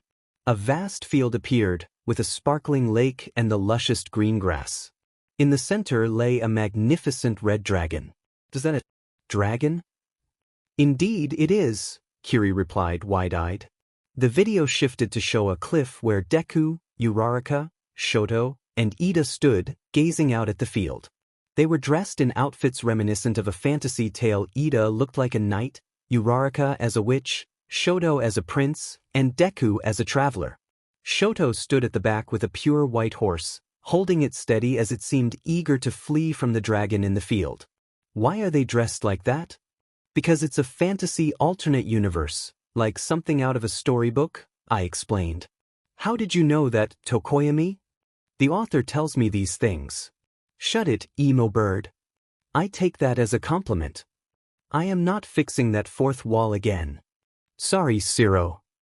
Just continue the video. So how are we going to do this? Uraraka asked, adjusting her hat, which had slipped over her eyes. Well, Kakin can be a bit aggressive, so we might have to prepare for a fight. Deku started to walk forward, but a voice interrupted him from behind. Who says you'll have to fight, Deku? They all jumped and turned to see Bakugo perched in a tree behind them. Proof Kiribaku is official. Bakugo has a tattoo with a K and a heart around it, I said, glancing from petting my new Pikachu to see Kirishima and Bakugo blushing furiously. Hi, Kakin. Deku offered a nervous smile. So you nerds want me to join your team, huh? Yeah, Kakin. And why should I do that? Well, because if you don't, everyone and everything you love will be in danger, Uraraka interrupted, stepping in front of Deku so Bakugo could see her. Ooh, we all love a confident Ochako, don't we? Indeed we do. Tsuyu nodded, causing Uraraka to blush a deeper shade than Kirishima's hair, which everyone thought was impossible until now. Bakugo paused, his expression blank, before jumping down from the tree with a grin. Well, that means there will be a fight, so I'm iron. He laughed, and suddenly the dragon appeared beside him, startling Shoto's horse. My horse! The dragon landed next to Bakugo and, with a brilliant flash of red, transformed into Class 1A's favorite shark. I'm the dragon? Kiri said, bewildered but excited, as being a dragon was undeniably cool. Bakugo then noticed Deku's sword. Isn't that the sword of the great Toshinori? Deku looked at his sword. It was given to me as a gift, so I may one day use it against the darkness. Suddenly, dark swirls appeared in the air. They all tensed, ready for a fight. The screen goes black. What happened? They all yelled, turning to me. Even the villains, who had been quiet in the previous universes, were now whispering among themselves, hesitant to approach the heroes. The League appears, you all fight, and then the rest of the class shows up to help. The end. I flopped back, and my Pikachu looked at me, confused about whether I was okay or not. Any ships you want to see in the next chapter? Okay, first things first, I clapped my hands, and Hawks appeared in a chair next to the teachers, a giant bucket of chicken nuggets in hand. I clapped again, and Mirio and Tamaki both appeared. Hawks, who had been here before, simply continued munching on his chicken nuggets without saying a word. Mirio and Tamaki jumped up, ready to attack me, but the people next to them calmed them down and explained what was happening. I'll put the ships on the screen, and the people in the theater that they relate to can tell me what they think. Everyone nodded, and I pressed a few buttons before an image popped up. Oh, I forgot about that, Momo said with a giggle. You forced me to wear that. How could you forget? Stop getting lost, and I won't have to do that. Momo elbowed Jiro, and they both laughed.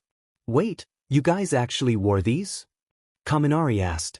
Yeah, we were at a concert and I thought it would be nice to do that, Momo smiled. Are you guys fighting or kissing? Mina asked. Both, I guess. Hawks shrugged, his mouth full of chicken nuggets. You guys are dating? Midnight exclaimed, almost as loud as present mic notice I said almost. Hawks started to say but was interrupted by Dobby, who grinned and said, not yet. This made Hawks turn as red as the bucket his chicken had come in. You guys are dating? The entire class screamed, turning toward their teachers, who held up their wedding rings. You guys are married? Upon seeing this, Tamaki stood up, looking for a wall to hide behind, but Mirio pulled him down and gave him a quick kiss. Actually, I have a small comic from when Tamaki got a little too tipsy. I started clicking random buttons. You got tipsy? Aizawa asked. It was a test to see how much we could drink before we got tipsy. Hero training stuff, Mirio shrugged. He had gotten his quirk back from Eri, so he continued training with his class. Tamaki and Mirio both turned bright red, recalling the incident, while the rest of the theater laughed, Shigaraki and Aizawa managing a smile. Is Shinso wearing cat ears? Minoma asked before bursting into laughter. Why that photo? Shinso asked, his face bright red as Denki laughed beside him. I look so pretty, Mina said, wrapping her arms around 𝐃𝐞𝐤𝐿. But you look better. You can't see me. How do you know? 𝐃𝐞𝐤𝐿 replied. It's a feeling. Tokoyami looks so mad. Ojiro and Shuji laughed as Tokoyami blushed. They had been dating since the New Year party, when this photo was taken. Oh, Ida, you're dating Aoyama? Mina screamed at the blue-haired boy from across the theater. Yes, my friend. Aoyama leaned his head on Ida's shoulder, making Ida blush slightly. This is also from the New Year's party, right? Uraraka asked. I was really surprised when you walked through those doors together as each other's date, Mina said, and she wasn't lying. Everyone was surprised. That was the ring pop proposal. Kaminari cheered. It took us an hour to make him accept it, Mina laughed. I can't believe I was sick that day, Siro said sadly. Aren't those costumes from the Fantasy AU a while back? Yep. As we spoke, Midoriya and Todoroki turned bright red. Across the theater, Dobby-tia Todoroki was proud of his brother for having a boyfriend and standing up to Endeavor. Now we're going to look at the canon ships, I said, starting to bring it up. What do they mean by canon? Ida asked Midoriya.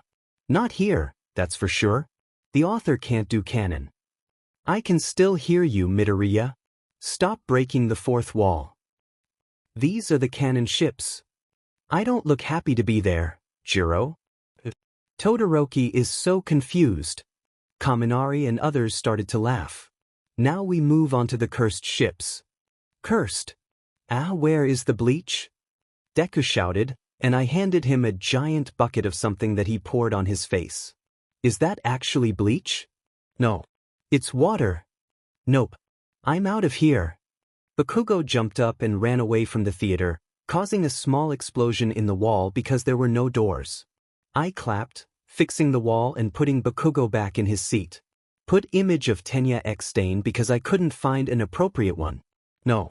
Just no, Ida said, taking off his glasses and squinting.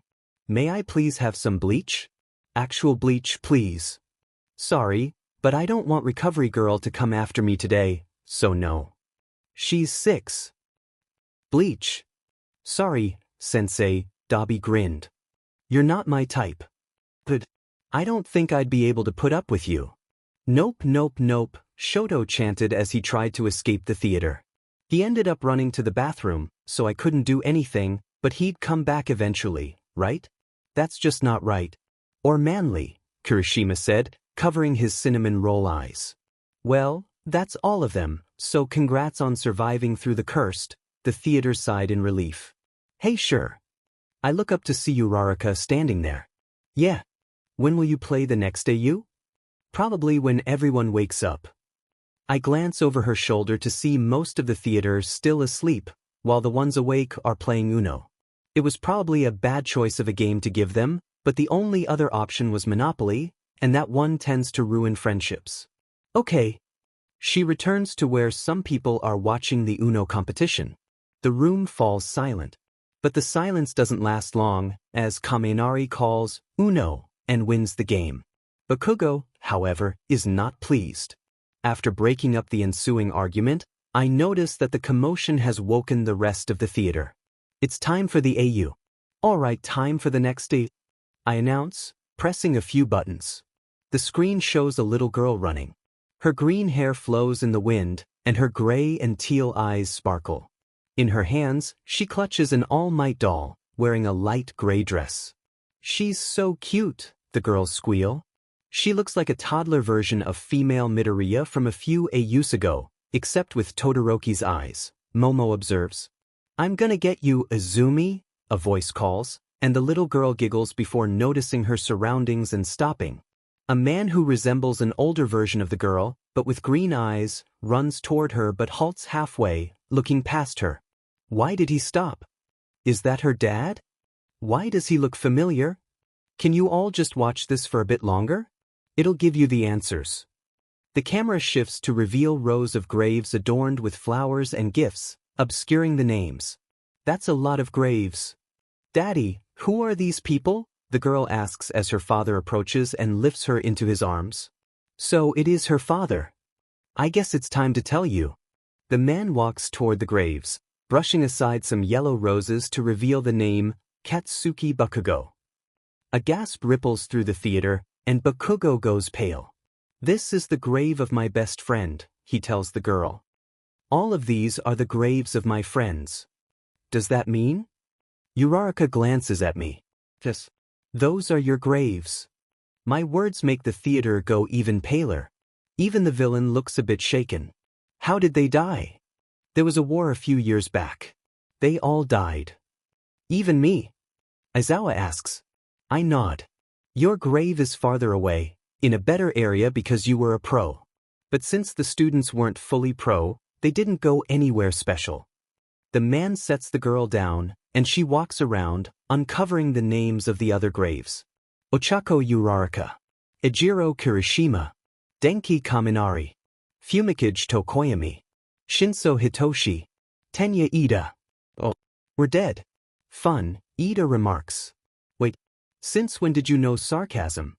Well, you see he stops when I glare at him. I guess I picked it up from you guys. The girl stops at the last grave, which is closer to where they had come from. She brushes off the red roses and pauses for a moment.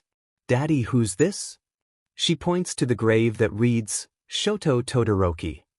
The man smiles. That, sweetie, is your father. That's why the man looks familiar. Kaminari exclaims. It's Deku. They turn to the green-haired boy, whose face has turned bright red. I have a child, he stutters. How manly, bro. She's so cute though. How did two males have a child? Chapter end. So, next teeth. I say while getting it ready. That earns some groans, but I quickly prepare everything and put it on the screen. People in the video: Izuku, Todoroki, Bakugo, Siro, Shuji, and Kaminari. 027. This is my style. But was that a makeshift Ouija board? 𝐃𝐞𝐤𝐬𝐞 asks. How do you know what that is? Aizawa questions. I've stuck my earphone in his door before, Jiro replies, looking up. You don't want to know. Okay, Aizawa says before turning back to the screen. 044. Wow. Midoriya, you look good, Todoroki comments, not noticing how red Deku turns. 112. Wow, Kaminari has a girlfriend. Do they think you had? Mina starts, but slaps Mineta before he can finish. Dude, I'm gay, he protests. 131. You're wrecking the perfectly good TV. Uraraka yells, upset because she doesn't have the money to buy a new one while Denki is destroying one on screen. 153. Wow. My gay self does not belong in a church, Shuji remarks, crossing his many arms. 205. What are you doing there, Siro? Aizawa asks, crossing his arms and slightly activating his quirk, making his eyes glow red. Getting alcohol, I guess? Siro replies, pulling out a cigarette. 210. Can I have some? Uraraka asks. No, go steal your own money. Momo gave her wallet to Sure. I can't do that right now. You were stealing my money? No. 234. The music is quite nice though, Jiro notes. 2 minutes into the song and you just noticed that? 252. Wow, my old man looks mad, Todoroki observes. I just made the businessman a character, deal with it. Why am I in the video extras? 310. Yes, burn. Todoroki yells, and they all look at him, concerned for their friend's mental health. 331. Good, Todoroki. We enjoyed your company, Kaminari says. 404. Lesson learned from this: Shuji is scary. I'm bored. So am I. Can we react now? But you guys are always complaining about how you don't want to react. I reply. Yeah, but you took our phones. There's nothing else to do. But I didn't take your phones away. Beck said that. You wanted us to give them to her. I sigh and press some buttons. I'll get your phones back. Until then, react. 003. Wow, Midoriya, you fought that?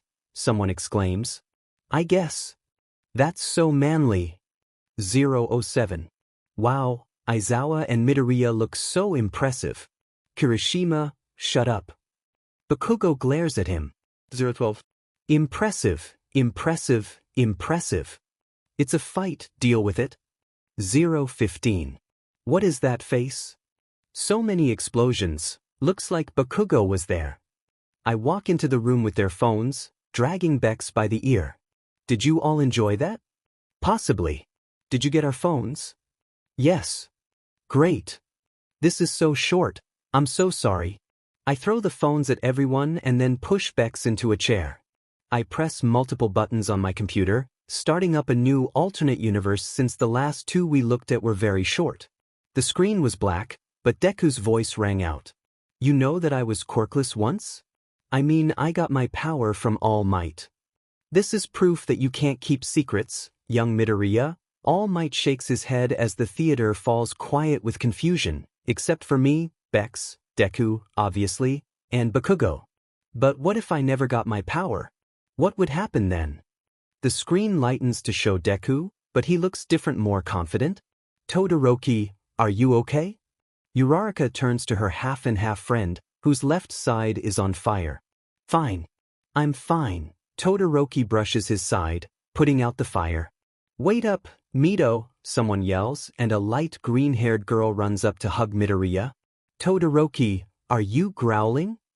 Stop doing that, people will think we're dating, Midoriya says, pushing her off, but he is smiling.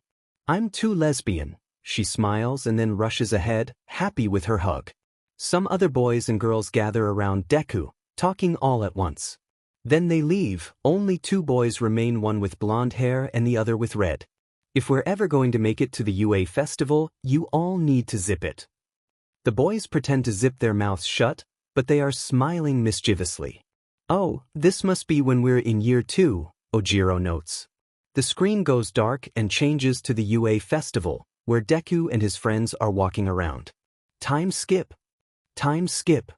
This place is so cool, the blonde boy says excitedly before running off, dragging the redhead behind him. Ship.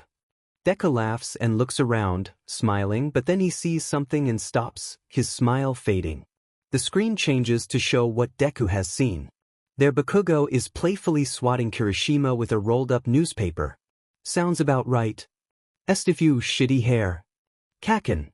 Deku mutters, but Bakugo seems to notice and looks up. Their eyes meet, but there isn't hatred in Bakugo's gaze. Instead, he smiles and waves before returning to his playful antics with Kirishima. Did Bakubro just smile? It's a miracle. I need a newspaper. Deku smiles before running away to meet up with his friends. That was kind of cute. Can we play on our phones now? If you've read the title, you can probably guess what this is about. I'm really sorry for this, and requests will open up again, just later on. Thank you for reading my book, it means so much to me. Have some Tadadaku as an apology. I'm sorry, and before you get scared, I'm not ending this book. I was trying to write the 2 chapters for the requests, but I just couldn't find the motivation. So I'm sorry to the people that requested the chapters, but I won't be doing them. Now I feel a bit mischievous. Hello everyone. I walked into the theater from the door of mysteries, Bex following closely behind me. Are we going to watch the next AU now? 𝐼𝐬𝐬𝐿 asked. Of course. I smiled and quickly brought up the new AU. The words, Class 1, Killing Time in Homeroom, appeared on the board. Kill. The faces of the class were shown, all nervous and looking at something in front of them that wasn't on screen. What's wrong with us? An attendance book was placed down on a table, but the hand doing it looked unusual. Let's get going. Everyone stand for the pledge. Aizawa's voice was heard, but the screen zoomed out to reveal. An octopus? Not just any octopus, though, one wearing Aizawa's clothes and sporting hair like his. Aizawa, I know what you should be for Halloween. Mike shouted, and Aizawa covered his ears. Deku's face appeared. Now. A scene unfolded with everyone pointing toy guns at the Aizawa octopus. What's happening? Are those guns? Aren't we supposed to be heroes? Calm down, I said, turning off the projector. Why did you end it? Denki asked. I don't want to spoil anything. To who? None of your business. Sorry that I'm not going to write more for this chapter, but I don't want to spoil anything for anyone. You got to give us a part 2. The class was going wild. I had mentioned the idea of a second part of the Mermaid AU a while ago by accident, and since then, they had been begging for it. Fine. I held my hands up in pretend surrender, and they cheered. As they settled into their seats, I brought up the Mermaid AU. The ocean was a beautiful blue, and a single boat glided across it. In the boat, a mermaid version of Deku watched the clouds as they passed. My bisexual self can't handle this. 𝐼𝐬𝐬𝐿 pretended to faint into Tsu's arms. At the wheel, Shoto and his father were arguing. You have to let him go. Shoto yelled. I can't. If I do, I'll never win. Enji kept his eyes on the ocean as he argued. So what? He is a living being with feelings. Okay then. Enji stopped the boat and started to head toward where Deku was. Before he left the wheel, though, he grabbed a knife. What is he doing with that? Aizawa whispered. What are you doing with that? Shoto asked nervously, following behind. That's what I just asked. Aizawa slightly yelled, making it not a living being. That is not manly. No.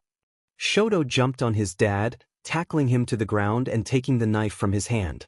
He rushed toward Deku as Enji shook off his shock and started to get up. With the knife, Shoto cut the net holding Deku. What are you doing? Deku started to ask but was interrupted when Shoto grabbed him and tossed him overboard. Deku smiled as he swam back up to the boat. He was free, but he needed to thank his savior. He leaped into the air and pulled Shoto into the water, with surprisingly no resistance. Pulling Shoto closer, they ended up sharing a kiss. That's unexpected. And with some magical sparkles that Aoyama would be proud of, Shoto's legs merged to create Miroki. Those sparkles are beautiful. So you're a mermaid? Now. Indeed. I am. Miroki. Todoroki ripped off his outer clothes to reveal a mermaid costume, resulting in gasps and cheers from the class. The chatter of the theater was interrupted by a loud clap, and everyone gasped as there was a bright flash. When it disappeared, the villains were wearing UA uniforms? What the Shigaraki started before 𝐃𝐞𝐤𝐮𝐯𝐞𝐫𝐬𝐿 smacked him across the head, causing him to pass out. I smiled and quickly put on the next AU as Toga woke up Shigaraki. UA shone bright in the sun, but something was off. Maybe it was the fact that it was smaller. Maybe it was the fact that some of the trees looked damaged. Maybe it was the fact that the villains were going inside of it, wearing uniforms and acting like students. Why are we here? Dabi asked calmly as 𝐃𝐞𝐤𝐮𝐯𝐞𝐫𝐬𝐿 attempted to calm Shigaraki. This is called the reverse AU, and I think you've already figured out why. As the villains, heroes in that universe, entered the school, they went to the 1A classroom, where 𝐃𝐞𝐤𝐮𝐯𝐞𝐫𝐬𝐿 was waiting to teach. That seems like a nightmare, 𝐃𝐞𝐤𝐮𝐯𝐞𝐫𝐬𝐿 mumbled while Aizawa nodded in agreement. It is. Suddenly, the windows shattered as Deku and some of his friends came in. Villains? Toga yelled. That's rude, Deku said. Would you like it if every time I saw you, I yelled, crazy vampire lady? You would acknowledge me though? Toga said, blushing. Deku stood up, looked around, and then turned to Bakugo. Wrong class. The innocent child has been ruined. I'm not that innocent. Back off. Bakugo yelled, brushing off his clothes. Since we're here, we might as well fight.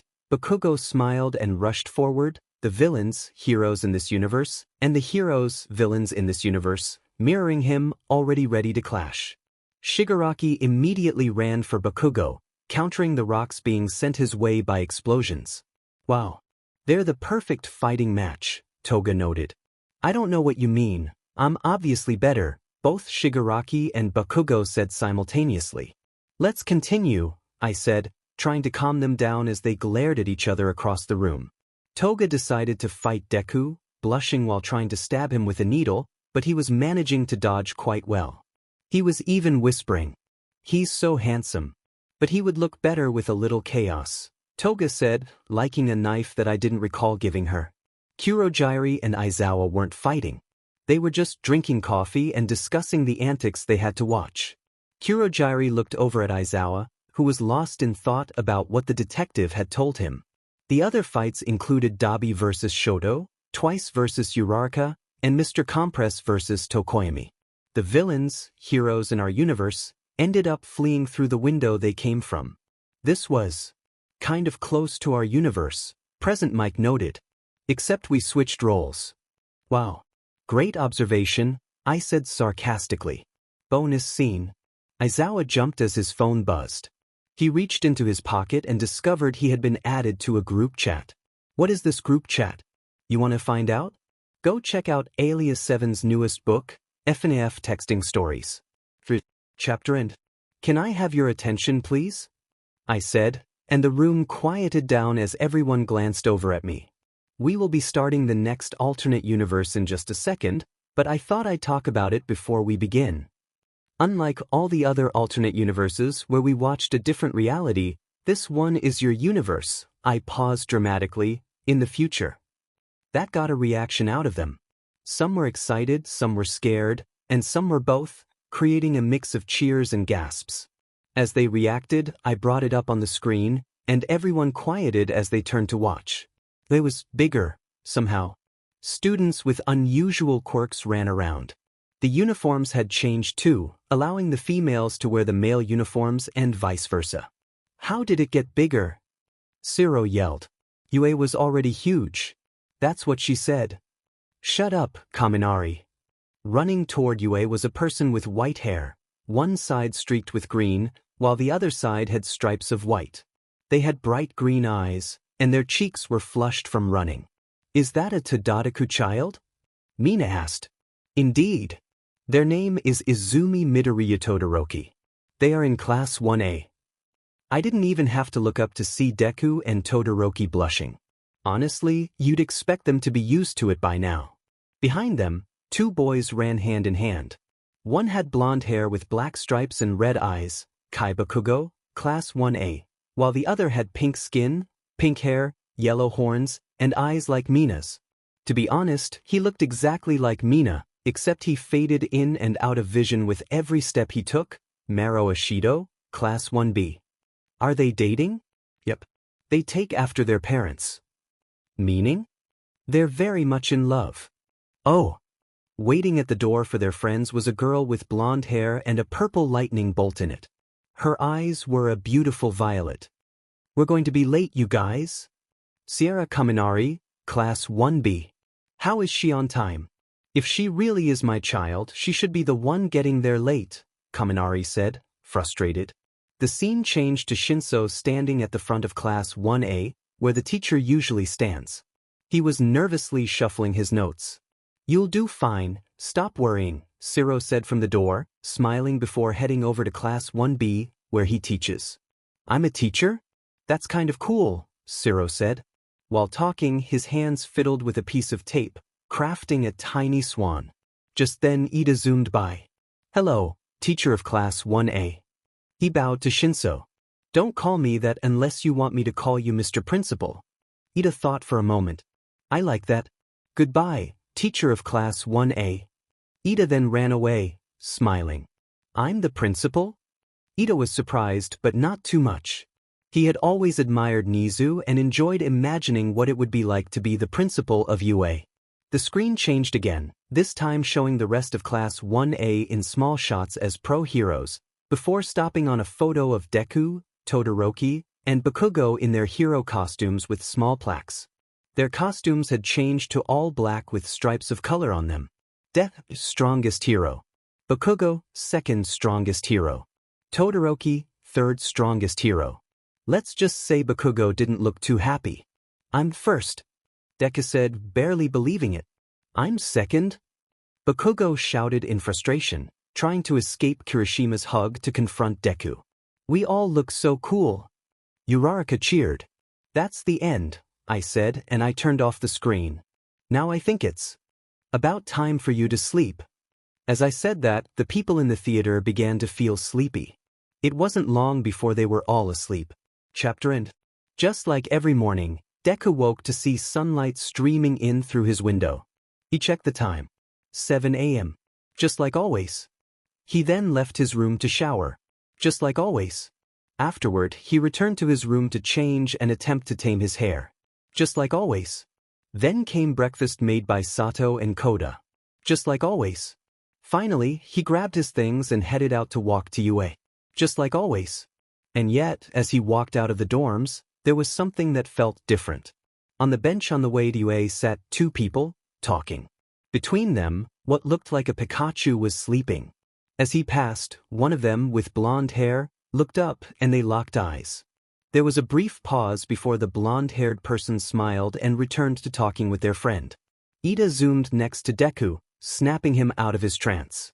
As Deku rushed away, he couldn't help but wonder why that person seemed so familiar. Just thought I'd thank you all. This book got really popular and it makes me feel really happy. I am writing a sequel to it, though it includes lots of original characters as I made a few promises, though I feel as if it's starting out okay. Anyway, thanks for all the support, and stay safe.